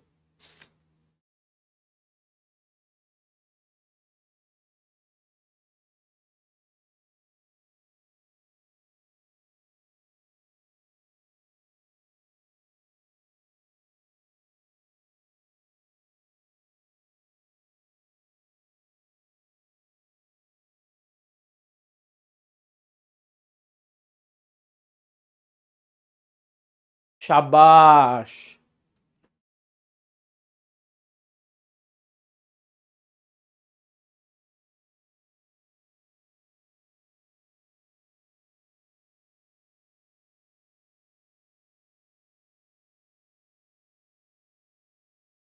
शाबाश। Very good. अब अंदर के क्वेश्चन में कुछ भी लिखा, देखो क्वेश्चन में तुमको ओरली बता देता हूं। ये सृष्टि नाम की बच्ची है, ये दुकान पे गई, लैपटॉप खरीद लिया, 60,000 रुपए का, 60,000 रुपए का लैपटॉप खरीद लिया, वो भी उधार पर, क्रेडिट पर। बोल के आई कि अगर मैं पैसे नहीं दे पाऊंगी, हां, तो आप मेरे पापा से पैसे ले लेना और मैं आपको पैसे दूंगी इंटरेस्ट के साथ में। आपको और मुझको भी पता है ये सृष्टि से तो कोई पैसे दीवार दे तो पा नहीं रही है। 1 साल हो गया, पैसे दिए नहीं उसने। अब दुकानदार चाह रहा है कि वो उससे पैसा रिकवर करे। हाँ, ये जो सृष्टि है ये 1 जनवरी 2024 को एडल्ट बनने वाली है, यानी कि मेजर बनने वाली है, मेजर।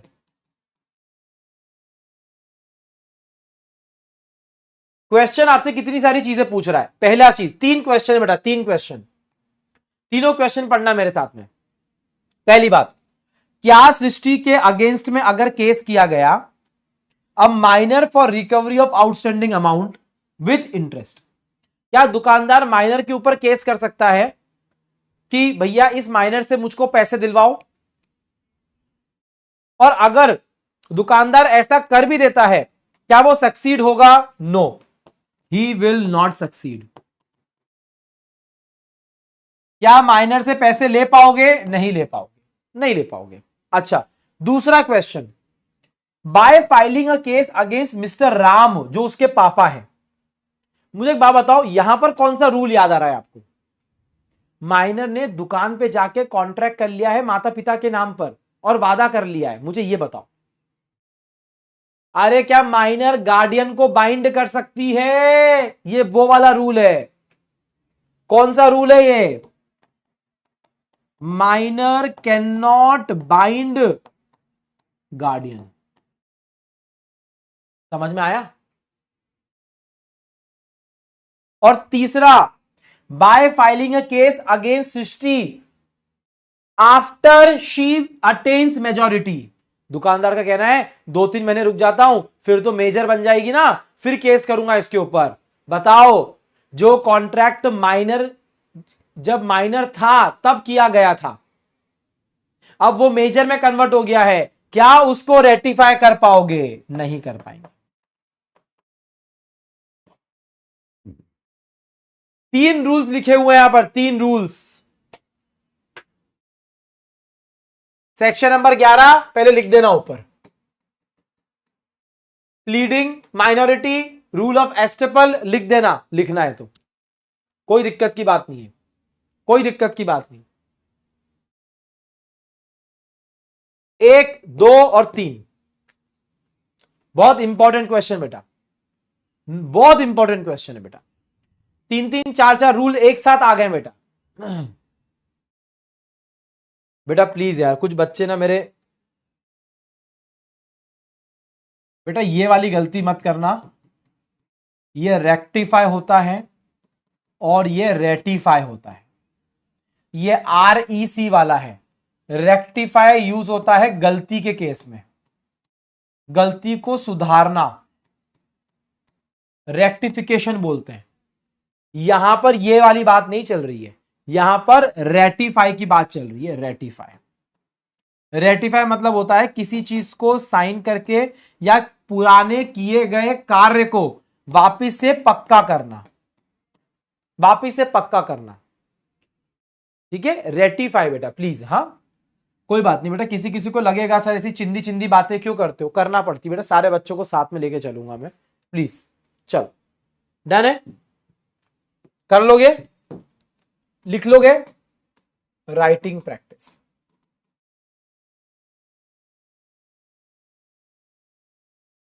देखो बेटा, एक बात बीच में बोलना चाहूंगा मैं, बहुत सारे बच्चे ऑलरेडी मेरे RRR को,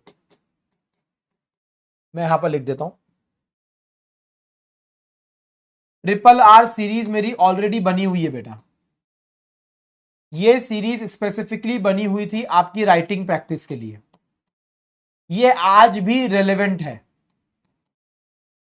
मैंने बहुत सारे इंपॉर्टेंट क्वेश्चंस यहां पर करवाए हैं, और सिर्फ क्वेश्चन नहीं करवाए बेटा, मैंने ट्रिपल आर सीरीज का मैंने नाम ही क्या रख रखा है आपको पता दूं? Read, repeat, revise. आप उस सीरीज को कितनी बार भी देख सकते हो, सारे चैप्टर इसके अंदर इंक्लूडेड हैं।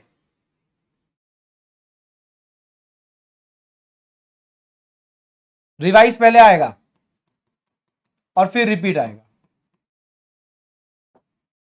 कितनी बार भी ये सीरीज देख सकते हो, आज भी रिलेवेंट है। जो चैप्टर्स तुम्हारे हो चुके हैं, जिनका रिवीजन तुम घर बैठे बैठे कर रहे हो, वो चैप्टर पूरा रिवाइज करो और फिर आरआरआर पर जाके उसके क्वेश्चंस कर लो। इस बार जो आएगी वो आरआरआर का 2.0 आएगा। इस 2.0 में ऐसे वाले क्वेश्चंस नहीं होंगे, थोड़े अलग होंगे। तो आपको ये तो देखना कंपलसरी है। अरे ये तो आपको देखना कंपलसरी है। आई होप आप लोगों ने रिवीजन स्टार्ट कर दिया होगा पुराने चैप्टरों का। प्लीज, अगर रिवीजन स्टार्ट कर दिया है, एक एक चैप्टर को रिवाइज करते जाओ नालायकों, और आरआरआर से देखते जाओ। ठीक है, 2.0 आएगा ना इस बार। मेरी थोड़ी सी इच्छा है, मैं तुम्हारे लिए केस स्टडी बेस्ड क्वेश्चन ज्यादा लाने वाला हूं। ऐसे केस स्टडी बेस्ड क्वेश्चंस जो मोस्ट आस्क्ड है, यानी कि फ्रीक्वेंटली आस्क्ड है, जो बहुत बार इंस्टीट्यूट पूछ चुका है।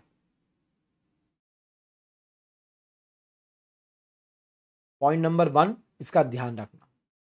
ठीक है, ओके।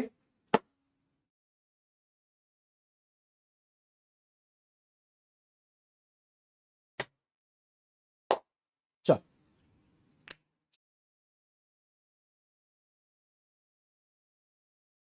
आरआरआर कहां मिलेगा सर, ये अंशु पूछ रहा है। अबे नालायक, जा यूट्यूब पे आरआरआर लिख, आ जाऊंगा मैं।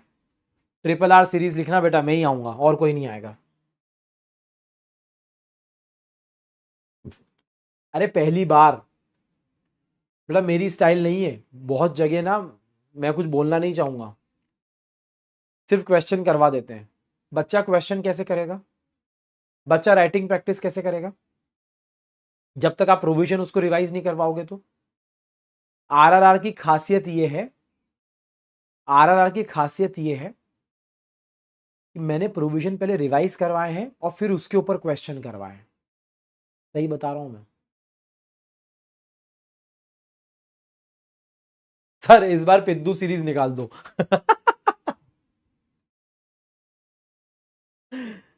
चलो देखो भैया, टाइम तो अपने पास में 20 और 15 मिनट, आधा घंटा है अपने पास में।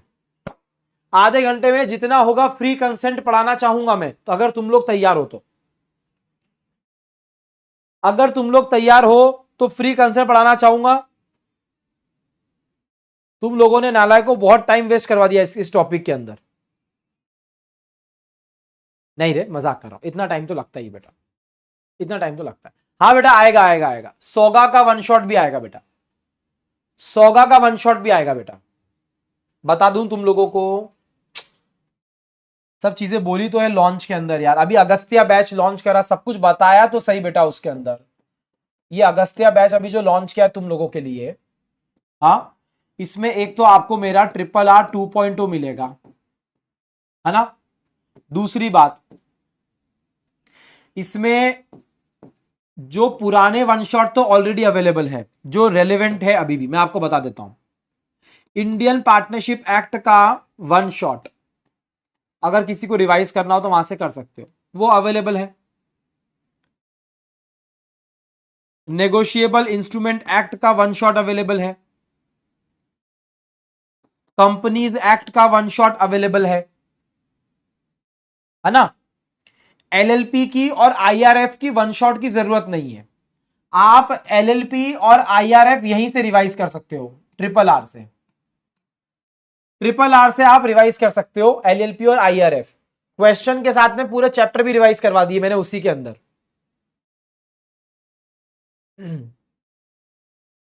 ठीक है, सपना बेटा मैंने बोल दिया है, सपना आपका कमेंट मैंने पढ़ लिया है बेटा। है ना, आपका कमेंट पढ़ लिया बेटा मैंने, ठीक है। सर टीसीए का तो 7 घंटे का, सर आपने रिकॉर्ड तोड़ दिया। हाँ यार बेटा बहुत लंबा है, 7 घंटे का लेक्चर है कंपनीज एक्ट का, देख लेना, मजा आ जाएगा, मजा आ जाएगा बेटा। सेम जो क्लास में पढ़ाया ना वही पढ़ाया वहां पर मैंने, सच्ची बोल रहा हूं मैं, मजा आ जाएगा तुमको।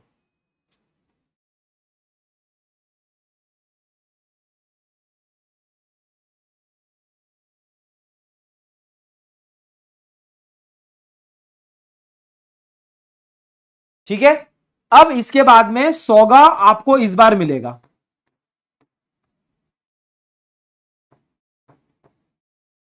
To be uploaded. सौगा आपको इस बार मिलेगा, है ना, सौगा मैं आपको अच्छे से वन शॉट रिकॉर्ड करके दूंगा, ठीक है, ओके। फिर बचा आपका कॉन्ट्रैक्ट एक्ट। कॉन्ट्रैक्ट एक्ट का मैं ला रहा हूं एक स्पेशल सीरीज जिसका नाम है कॉन्ट्रैक्ट कैप्सूल। क्या नाम है? Contract capsule. ये कॉन्ट्रैक्ट कैप्सूल की लाइव क्लासेस होगी यूट्यूब पे, ऐसी इच्छा है। जो बच्चे तुम लोग अभी मेरे साथ में डिटेलिंग कर रहे हो ना, मेरे साथ में कॉन्ट्रैक्ट एक्ट की पूरी क्लासेस अटेंड कर रहे हो ना बेटा, हाँ, मेरी बात मानो, मेरी ऐसी इच्छा है 1 घंटे में, 1.5 घंटे में या 2 घंटे में, मैक्सिमम 2-2 घंटे के अंदर मुझे पूरी एक एक यूनिट तुम लोगों को रिवाइज करवानी है, ऐसी मेरी इच्छा है, ऐसी मेरी इच्छा है। इसलिए मैंने इनको नाम दिया बेटा कैप्सूल, मैंने इनको नाम दिया है कैप्सूल,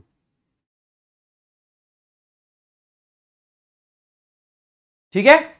तो देखो पुरानी इतनी सारी चीजें अवेलेबल है, वन शॉट पुराने अवेलेबल है, पूरा सिलेबस आपके रिवीजन के लिए अगस्त्या बैच में अवेलेबल है, ठीक है। जब भी आएगा टाइम टेबल आप लोगों के साथ में आने वाले दिन में कुछ शेयर होने वाला है, हो जाएगा, हो जाएगा, ठीक है। और पर सुनो यार, ये सब चीजें ना, मैं क्या बोल रहा हूं, बच्चे ना ये गलती कर जाते हैं बेटा, ये सब चीजें उन बच्चों के लिए हैं जिन्होंने रेगुलर क्लास ली है मेरे साथ में।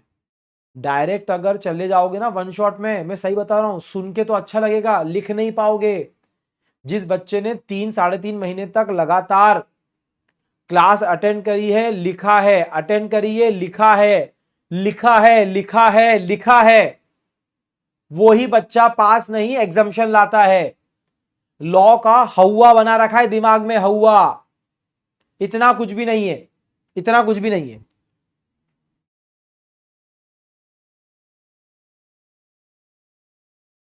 रोजाना क्लास में आओ, लिखो अच्छे से, कॉन्सेप्ट सीखो, क्योंकि क्या होता है ना बेटा, वन शॉट में सब चीजें सुन तो लोगे, पर उसी के दिमाग में रहेगी, सिर्फ उसी के दिमाग में रहेगी जिसने ऑलरेडी मेरे साथ में एक एक कॉन्सेप्ट पढ़ रखा है, उसको रजिस्टर होगा।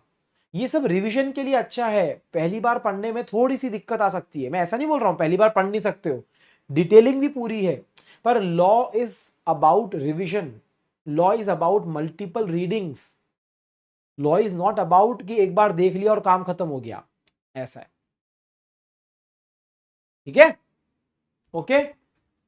ऋषभ, RISHAV, ऋषभ, मुझे एक बात बता, तू तू एक ही बात को 10 बार लिखता है, तुझे ऐसा लगता है कि मैंने तेरा कमेंट नहीं पढ़ा है, कि तुझे ऐसा लगता है कि मैं तुझे इग्नोर कर रहा हूं? मैं इसलिए इग्नोर कर रहा हूं क्योंकि तू एक ही चीज 10 बार लिख रहा है, और मैं ऑलरेडी एक दूसरी बच्ची ने बात लिखी थी कंपनीज एक्ट की, मैं वो उसका जवाब दे चुका हूं, तू वही वही कमेंट करते जा रहा है, और तू सोच रहा है मैं तुझे जवाब दूं, नहीं दूंगा बेटा।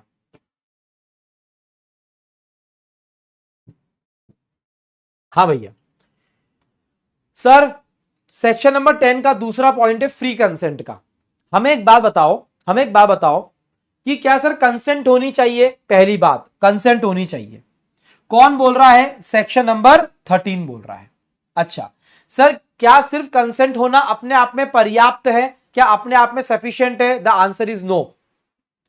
कंसेंट होनी चाहिए फ्री, ऐसा कौन बोल रहा है? सेक्शन नंबर 14 बोल रहा है। कौन बोल रहा है? Section number 14।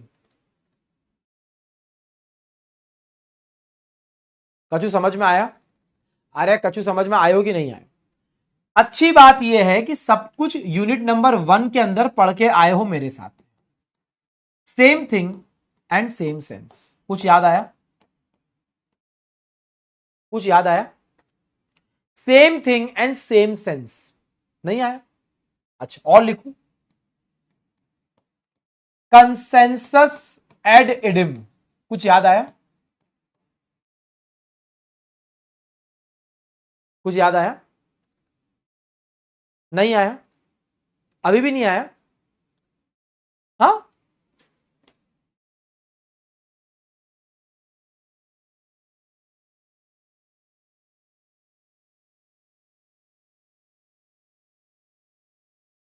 अब याद आया? अब याद आया? आ गया? चलो, शाबाश। एग्जाम्पल दिया था मैंने, red Mercedes, green Mercedes, yellow Mercedes. मैं सोच रहा हूं ग्रीन मर्सिडीज के बारे में और बायर सोच रहा है येलो के बारे में। क्या हम सेम थिंग के बारे में सोच रहे हैं? नहीं। अरे वस्तु और सामान ही एक नहीं है, सेम थिंग ही नहीं है। चलो, माना कि हम दोनों सेम थिंग के बारे में सोच रहे हैं। वो सोच रहा है रेंट करने के लिए, मैं सोच रहा हूं सेल करने के लिए। क्या हम सेम थिंग के बारे में सोच रहे हैं? यस।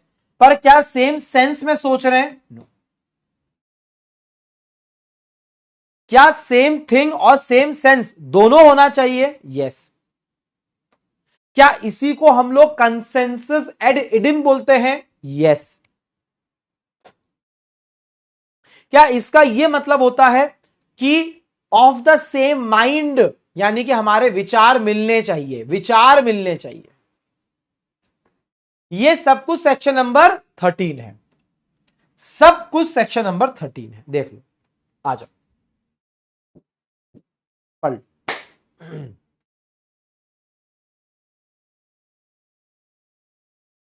पढ़ लो। Same thing in the same sense, consensus ad idem होना चाहिए।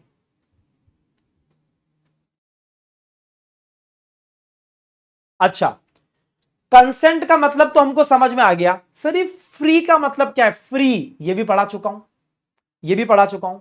ये 5 चीजें मुझे नहीं चाहिए। ना मुझको कोहेजन चाहिए, ना मुझको अनड्यू इन्फ्लुएंस चाहिए, ना मुझको फ्रॉड चाहिए, ना मुझको मिस रिप्रेजेंटेशन चाहिए, ना मुझको मिस्टेक चाहिए। इन 5 में से अगर कुछ भी होगा तो फिर मेरी कंसेंट फ्री नहीं होगी। तो मुझे कंसेंट भी चाहिए और कंसेंट फ्री भी चाहिए, कंसेंट भी चाहिए और कंसेंट फ्री भी चाहिए। अच्छा, मुझे एक बात बताओ, गलती कहां कहां हो सकती है? मुझे एक बात बताओ, गलती कहां कहां हो सकती है? आपका कहना है कि सर कभी कभी कंसेंट में गड़बड़ हो जाती है। मैं आपको बताता हूं कंसेंट में गड़बड़ क्या होती है। देखो, 3 जगह गड़बड़ हो सकती है, मैं आपको बताता हूं। देखो, पहली बात, मैंने बोला कि मुझे सेल करना है, उसने वो सोच रहा है कि रेंट करना है। मतलब हम दोनों नेचर ऑफ ट्रांजैक्शन के बारे में अलग अलग सोच रहे हैं। वो खरीदने का नहीं सोच रहा है, पर मैं बेचने का सोच रहा हूं। मतलब हमारा नेचर ऑफ ट्रांजैक्शन के बीच में कंफ्यूजन है। मैं सोच रहा हूं कि मिस्टर एक्स परचेस करेंगे, पर वो खरीद रहा है मिस्टर वाई के लिए। यहां पर कंफ्यूजन है पर्सन से रिलेटेड, यानी कि पार्टी से रिलेटेड, कि इंसान कौन है भैया? इंसान, इंसान कौन? मैं सोच रहा हूं ग्रीन कार के बारे में और वो सोच रहा है रेड कार के बारे में। मतलब ऑब्जेक्ट में गड़बड़ है, यानी कि सब्जेक्ट मैटर में गड़बड़ है। ये 3 तरीके हैं गड़बड़ होने के। या तो आप इंसान के बारे में कंफ्यूजन हो सकता है, या सामान के बारे में कंफ्यूजन हो सकता है, या नेचर के बारे में कंफ्यूजन हो सकता है। इसको हम लोग क्या बोलते हैं, यहां पर गुंजाइश है गलती होने की, इसलिए इनको बोला जाता है फंडामेंटल एरर्स। सर इनको याद करने का कोई तरीका है नेचर है, पार्टी है, और सब्जेक्ट मैटर।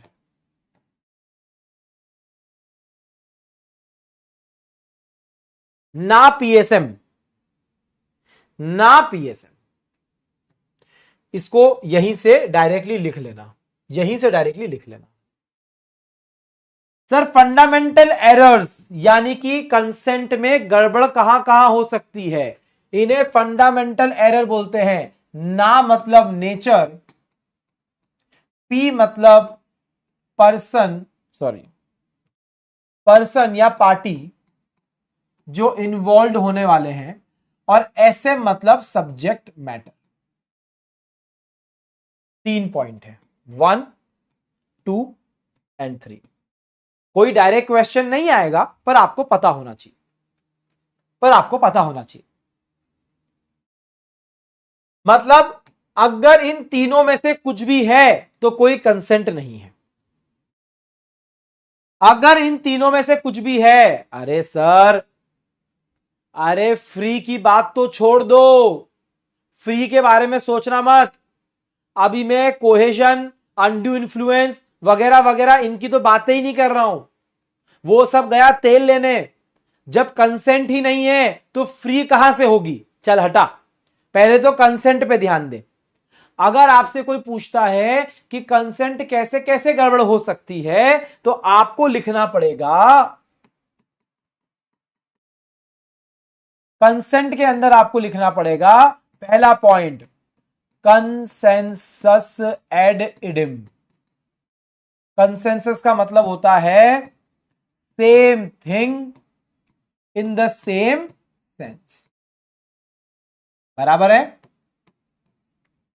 सबसे पहले यही लिखोगे ना कि और कुछ लिखोगे? हां, इसके बाद में आप बोलोगे no fundamental errors should be there, no fundamental errors.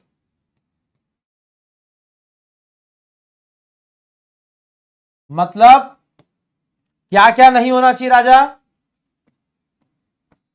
N, A, P, S और M.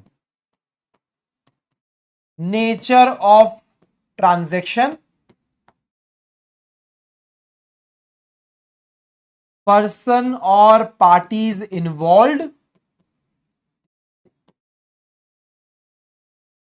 Subject matter of the contract. अगर इन तीनों में से कुछ भी है तो कंसेंट तो बहुत दूर दूर की बात है, बहुत दूर दूर की बात।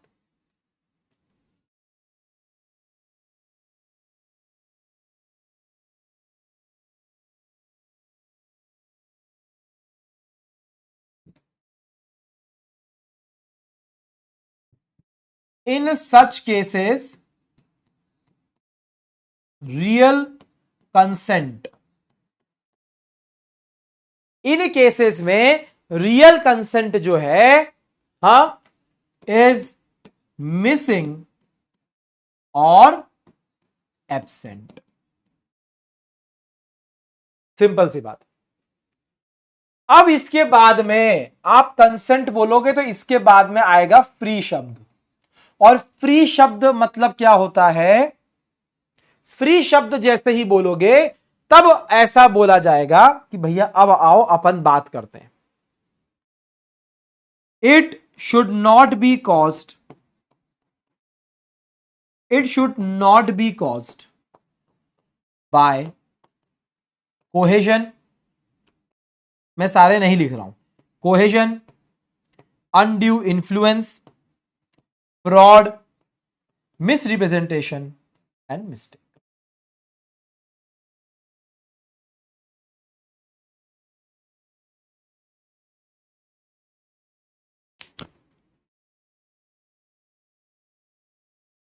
क्लियर है? इसको भी लिखना हो तो लिख लेना, एक ही शीट में आपका काम हो जाएगा। इसको भी लिखना है तो लिख लेना। लिखना है 15, 16, 17, 18।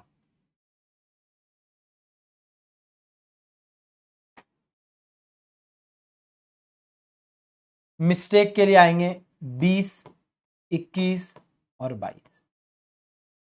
अब बहुत अच्छी चीज लिख रहा हूं, अभी से समझा रहा हूं, समझ लेना। इन दोनों के लिए लगेंगे सेक्शन 13 एंड 14। 14 में आता है फ्री कंसेंट, 13 के अंदर सिर्फ कंसेंट को समझाया गया। अब सुनना, जब जब सुनना बहुत अच्छे से, 15, 16, 17, 18 होता है, अगर आपकी कंसेंट गड़बड़ हुई है किसकी वजह से, कोहेशन की वजह से, अनड्यू इन्फ्लुएंस की वजह से, फ्रॉड की वजह से या मिस रिप्रेजेंटेशन की वजह से, तो आपका कॉन्ट्रैक्ट होता है वॉइडेबल।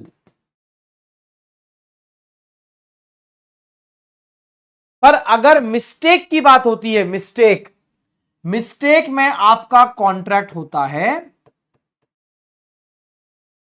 यह बात बहुत अच्छे से याद रखना, बहुत अच्छे से बात याद रखना।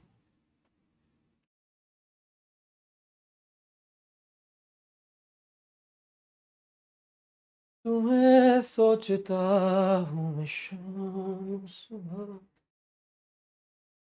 सर कहां से पढ़ा रहे हो? अरे कहां से क्या पढ़ा रहे हो, देखो देखो,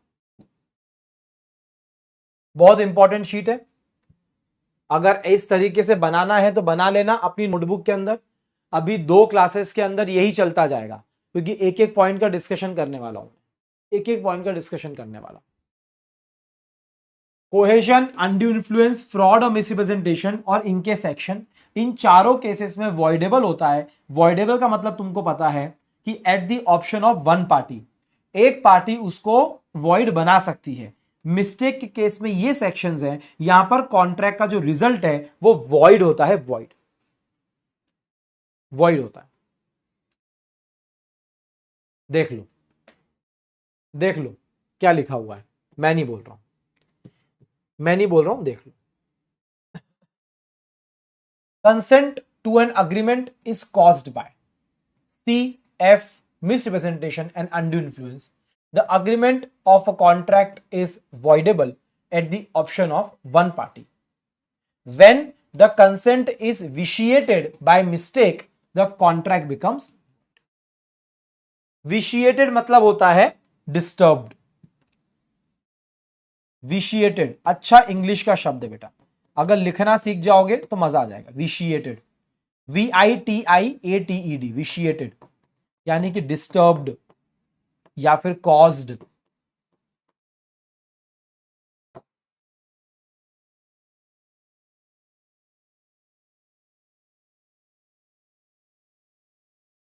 ओ दिलबर ओ दिल ओ जाना, संग हूं तेरे हर एक मौसम में जाना, संग हूं तेरे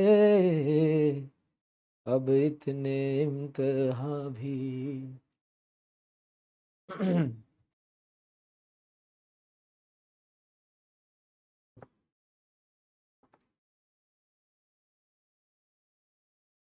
चलो क्लियर है गाइस, एवरीबॉडी?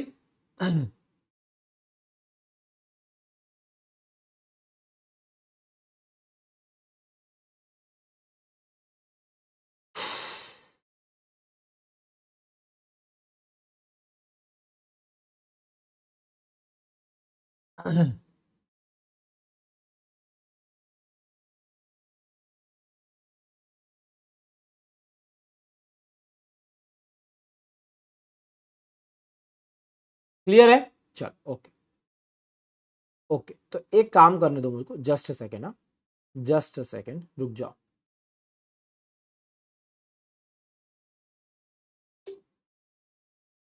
एक चीज की कोशिश करने दो, एक स्लाइड यहां पर मेरी ऐड नहीं हुई है, कैसे नहीं हुई है I also don't know. Let me see this, let me see this, wait, अगर ये काम हो जाता है तो अच्छी बात है।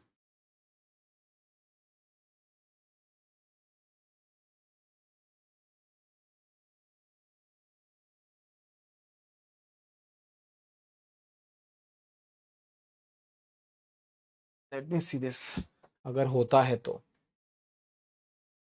क्योंकि ना मुझे थोड़ा सा आपको आइडिया देना है इसके बारे में, वरना मैं कवर नहीं करता। और करने की इच्छा तो है, करने की इच्छा तो है, देखते हैं हो पाता है कि नहीं हो पाता है।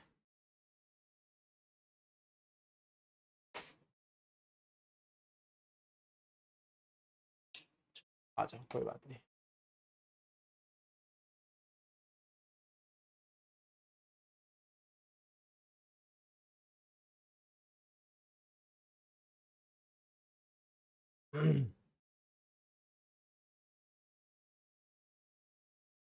चल, अब देखो, अभी अगर मैं तुम लोगों को सेक्शन नंबर 15 थोड़ा सा बताना चाहूं, सेक्शन नंबर 15 थोड़ा सा अगर मैं बताना चाहूंगा आप लोगों को, ठीक है, तो सेक्शन नंबर 15 है कोहेजन के बारे में। अब देखो, कोहेजन कोई बहुत बड़ी बात नहीं है, कोहेजन कोई बहुत बड़ी बात नहीं है बेटा। हाँ, कोहेजन का मतलब होता है फिजिकल प्रेशर। क्या मतलब होता है इसका? Physical pressure. मैं बस मतलब बता के छोड़ रहा हूं, बस ज्यादा पढ़ाऊंगा नहीं, कोहेजन का मतलब बता के छोड़ रहा हूं मैं, है ना। मतलब किसी को कंपेल करना, किसी पे जबरदस्ती करना। अरे अपना गैंग्स ऑफ वासेपुर याद है ना तुमको, सरदार खान, देखो भैया, हाँ मेरी बात सुनो, किसी को जाके चाकू घोप दिया, मतलब आपने कमिट कर दिया, आपने कमिट कर दिया। ऐसा कोई अपराध करना जो इंडियन पीनल कोड के अंदर अपराध की कैटेगरी के अंदर आता है।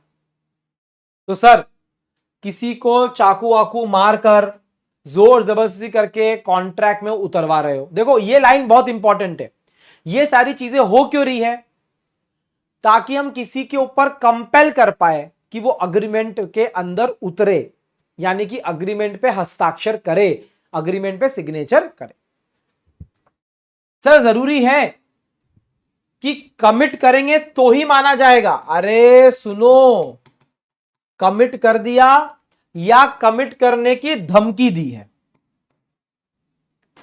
अरे अपना फैजल, अरे अपना फैजल अभी तो गन लेके सिर्फ खड़ा हुआ है, ठोका नहीं है उसने, ठोका नहीं है, पर पीछे खड़ा हुआ है सिर्फ, चल सिग्नेचर कर, मतलब वरना मार दूंगा, करो या करने की धमकी दो। सर, किसी की प्रॉपर्टी को डिटेन कर लेना, डिटेन कर लेना मतलब, अरे भाई बेटी को अगवा कर लिया, बच्चों को किडनैप कर लिया, गाड़ी पर बिठा बिठा कर ले गए, बताओ भैया, बताओ, आप ही बताओ, मतलब अच्छी बात है का? अरे अच्छी बात है का? अरे परमिशन तो लेनी चाहिए थी ना।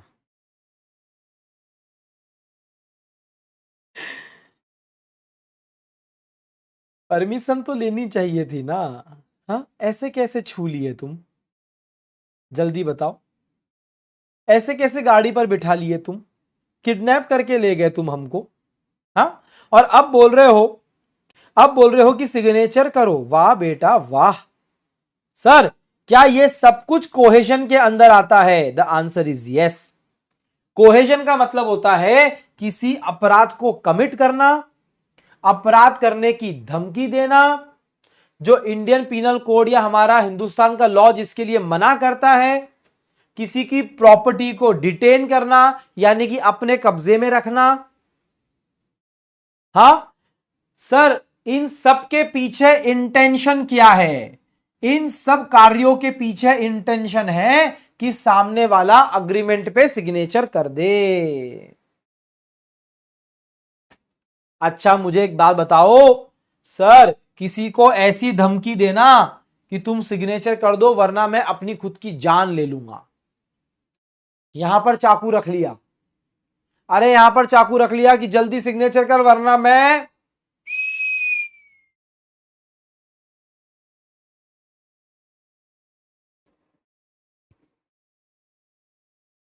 ये भी कोहेजन के अंदर आता है। किसके अंदर आता है? कोहेजन। और मैंने कोहेजन बोलना सिखा दिया तुम लोगों को, COER। कोर्सन कोर्सन मत करना सर, कोर्सियन, कोरिशियन, ह आएगा ह। Cohesion, cohesion. तो कोहेजन की डेफिनेशन यहां पर मैंने आपको एक्सप्लेन करी है, इस तरीके से एक्सप्लेन करी है मैंने सेक्शन नंबर 15 के अंदर। और अगर कोहेजन है तो वो कॉन्ट्रैक्ट वॉइडेबल है, वॉइडेबल है।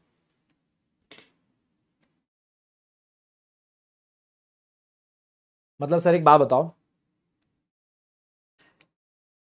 पति पति बोल रहा है, पति बोल रहा है कि तुम ना फटाफट इस पेपर पे सिग्नेचर कर दो, और इस पेपर पे ये लिखा हुआ है कि तुम्हारा और मेरा रिश्ता खत्म है, और मैंने तुमको सारे पैसे दे दिए हैं जितना डिवोर्स के बाद में देना था।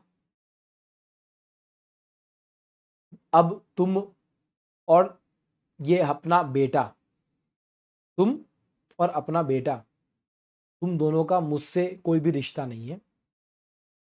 जितना कोर्ट ने बोला था पैसा देने के लिए मैंने दे दिए हैं। तुम इस पे सिग्नेचर कर दो वरना मैं फांसी पे चढ़ जाऊंगा। पति धमकी दे रहा है पत्नी को और बेटे को डिवोर्स करने के बाद में। डिवोर्स करने के बाद में होता है ना, कोर्ट कभी कभी बोलती है, हाँ एलिमनी का पैसा जाता है। एलिमनी, एलिमनी मतलब पति को कुछ ना कुछ पैसा हर महीने देना पड़ता है पत्नी को। मेंटेनेंस चार्जेस, जीवन जीने के लिए पैसा देना पड़ता है। सर देखने में तो फिजिकल प्रेशर दिख नहीं रहा है कुछ। पति ने पत्नी को तो हाथ भी नहीं लगाया, मारा भी नहीं, छुआ भी नहीं, डराया भी नहीं। अरे पर वो खुद को मारने की धमकी दे रहा है ना, तुम ये पेपर पे सिग्नेचर कर दो वरना मैं फांसी पे चढ़ जाऊंगा। ये फिजिकल प्रेशर है, और फिजिकल प्रेशर है मतलब कोहेजन है।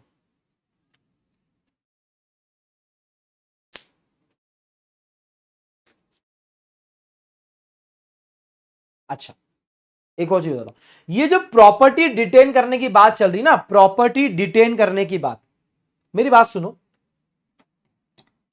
एक एजेंट और प्रिंसिपल है, हाँ एजेंट और प्रिंसिपल का रिश्ता तो आप लोग को पता है। एजेंट जो भी बिजनेस करता है प्रिंसिपल के बिहाफ पे करता है। एजेंट ने जो भी पैसा कमाया है प्रिंसिपल के नाम पर वो उसको रिटर्न करना पड़ता है। सही सही बात है कि नहीं? सही सही बात है। मैं मुंबई में बैठा हुआ हूं और मेरा बिजनेस दिल्ली में संभालता मेरा एजेंट है। ये मेरा सामान यहां पर सेल करता है, और जितना पैसा आता है वो सारा का सारा पैसा किसको देगा? वो प्रिंसिपल को देगा। सही हरकत तो यही होनी चाहिए ना? मुझे एक बात बताओ, यही होना चाहिए ना? तो प्रिंसिपल ने बोला ला भाई मुझको बुक्स ऑफ अकाउंट्स दे, मुझे बुक्स ऑफ अकाउंट्स दे। बता भैया तूने कितने का सामान बेचा है, कितने रुपए में बेचा है, कौन से कस्टमर को बेचा है, सारी चीजें बता मुझको। एजेंट पता है शाना क्या बोल रहा है? ये शाना क्या बोल रहा है? ये बोल रहा है पहले आप एक पेपर पे लिखो, पहले आप एक पेपर पे लिखो कि आप मुझको रिलीज करते हो। इसका नाम है रिलीज की डीड, यानी कि रिलीज का पेपर। आप पहले एक पेपर पे लिख के दो आप कि आप मुझको रिलीज करते हो, मैंने आपको सारा पेमेंट कर दिया है। जब तक आप ऐसा नहीं करोगे तब तक मैं आपके बुक्स ऑफ अकाउंट्स आपको नहीं दूंगा। इस वाले केस में यह बोला गया कि ये जो प्रॉपर्टी है, ये प्रॉपर्टी प्रिंसिपल की है, उसको गलत तरीके से एजेंट डिटेन कर रहा है, यानी कि अपने पास में रख रहा है। जब आप दूसरे की प्रॉपर्टी यानी कि बुक्स ऑफ अकाउंट्स किसके हैं? प्रिंसिपल के हैं। आप जबरदस्ती अपने पास में रख कर बैठे हो और आप यहां पर फिजिकल प्रेशर करवा के कोई कागज पे सिग्नेचर करवा रहे हो, तो ये जो रिलीज डीड है ये अंडर कोहेजन साइन करी गई है, अंडर कोहेजन। क्योंकि प्रिंसिपल की प्रॉपर्टी को आपने जबरदस्ती डिटेन कर रखा है। मेरे ख्याल से इतने सारे एग्जाम्पल तो काफी है ना राजा बेटा, अरे इतने सारे एग्जाम्पल तो काफी है ना। मतलब सेक्शन नंबर 15 हमारा कंप्लीट हो गया है क्या, हो गया है। सेक्शन 15 ने ये बोला है, डेफिनेशन तो मैंने आपको पूरी एक्सप्लेन कर दी। कमिट करना, थ्रेट करना, जो इंडियन पिनल कोड मना करता है उसके लिए। प्रॉपर्टी को डिटेन करना, क्यों, सामने वाले को कंपेल कर पाए कि वो अग्रीमेंट में एंटर करे। मुझे एक बात बताओ, क्या कोहेजन हमेशा मैं करूंगा, पार्टी करेगा, जरूरी है क्या? नहीं ना, मैं गुंडे भेज सकता हूं ना। अरे कोहेजन आता कहां से है? अरे कोहेजन किसी भी इंसान से आ सकता है। फिजिकल प्रेशर बनाने के लिए तो कोई भी गुंडे हायर कर सकता हूं मैं। जरूरी नहीं है कि दो लोग जो कॉन्ट्रैक्ट की पार्टी है, अरे सीजे और डीजे के बीच में कॉन्ट्रैक्ट है, जरूरी थोड़ी है कि डीजे मेरे ऊपर जोर जबरदस्ती करेगा। अरे वो गुंडे भी भेज सकता है ना। कोहेजन तो कोई भी इंसान क्रिएट कर सकता है। अरे इनफैक्ट किसी को भी टारगेट बनाया जा सकता है। जरूरी है कि सिर्फ सीजे को टारगेट बनाया जाए? अरे सीजे की वाइफ या सीजे के बच्चे के ऊपर भी टारगेट बनाया जा सकता है ना। किसी को भी डायरेक्ट किया जा सकता है, सिर्फ कॉन्ट्रैक्टिंग पार्टी नहीं। तो सर इफेक्ट क्या होगा? इफेक्ट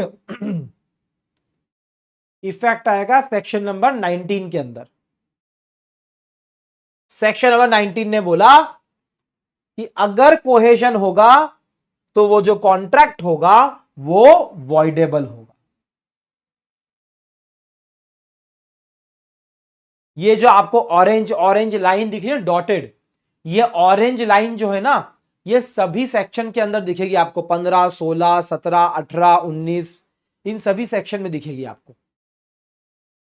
ये लाइन ये बताती है कि अगर इस तरीके से कंसेंट ली तो इफेक्ट क्या होगा? इफेक्ट होगा कि वो कॉन्ट्रैक्ट वॉइडेबल होगा। सर अगर कोहेजन की वजह से किसी सामने वाली पार्टी को कोई बेनिफिट मिला है, जैसे सामने वाले पार्टी ने मेरे ऊपर जबरदस्ती करके कोई पैसे कमाए हैं, मेरी प्रॉपर्टी उसने रखी है, अगर कोहेजन की वजह से आपको किसी भी तरीके का बेनिफिट हुआ है तो वो बेनिफिट आपको रिटर्न करना पड़ेगा उस इंसान को। मैंने जबरदस्ती करके आपकी प्रॉपर्टी के कागज पे सिग्नेचर करवा ली है, तो जब मैं पुलिस के पास जाके कंप्लेंट करूंगा, इस कॉन्ट्रैक्ट को वॉइडेबल बनाऊंगा, तो पुलिस वो सारी प्रॉपर्टी जो बेनिफिट उस पर्सन को मिला है वो प्रॉपर्टी उसको रिटर्न करनी पड़ेगी, रिपे करना पड़ेगा। इसका सेक्शन है बेटा सेक्शन नंबर 71। ये हम आगे जाके कवर करेंगे, मैं आगे जाके आपको बताऊंगा। देखो हमने पढ़ा था ना सेक्शन 15 के साथ में, तो याद रखना हमने पढ़ा था कि बेनिफिट को रिटर्न करना पड़ता है। ठीक है, अब मेरी बात सुन लो कान खोल के।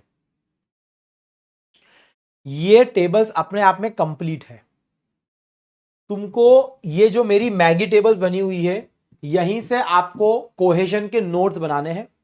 मैं सबसे लास्ट में आपको समरी दूंगा, 15, 16, 17, 18, 19, इन सबकी समरी दूंगा मैं तुमको। समरी शीट देने वाला हूं। इंडिविजुअल शीट तो यही है, हेडिंग लिखी हुई है, सेक्शन नंबर लिखा हुआ है, अच्छे से छोटे छोटे सेंटेंसेस बना रखे, यहां से लिख लेना चुपचाप। मुझे बोलना मत कि सर लिखवाओ, मारूंगा मैं।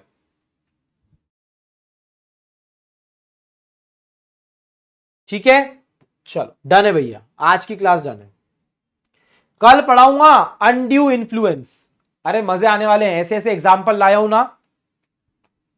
कल पढ़ाऊंगा, कल मतलब मंडे को पढ़ाऊंगा अनड्यू इन्फ्लुएंस सेक्शन नंबर 16। ठीक है, चलो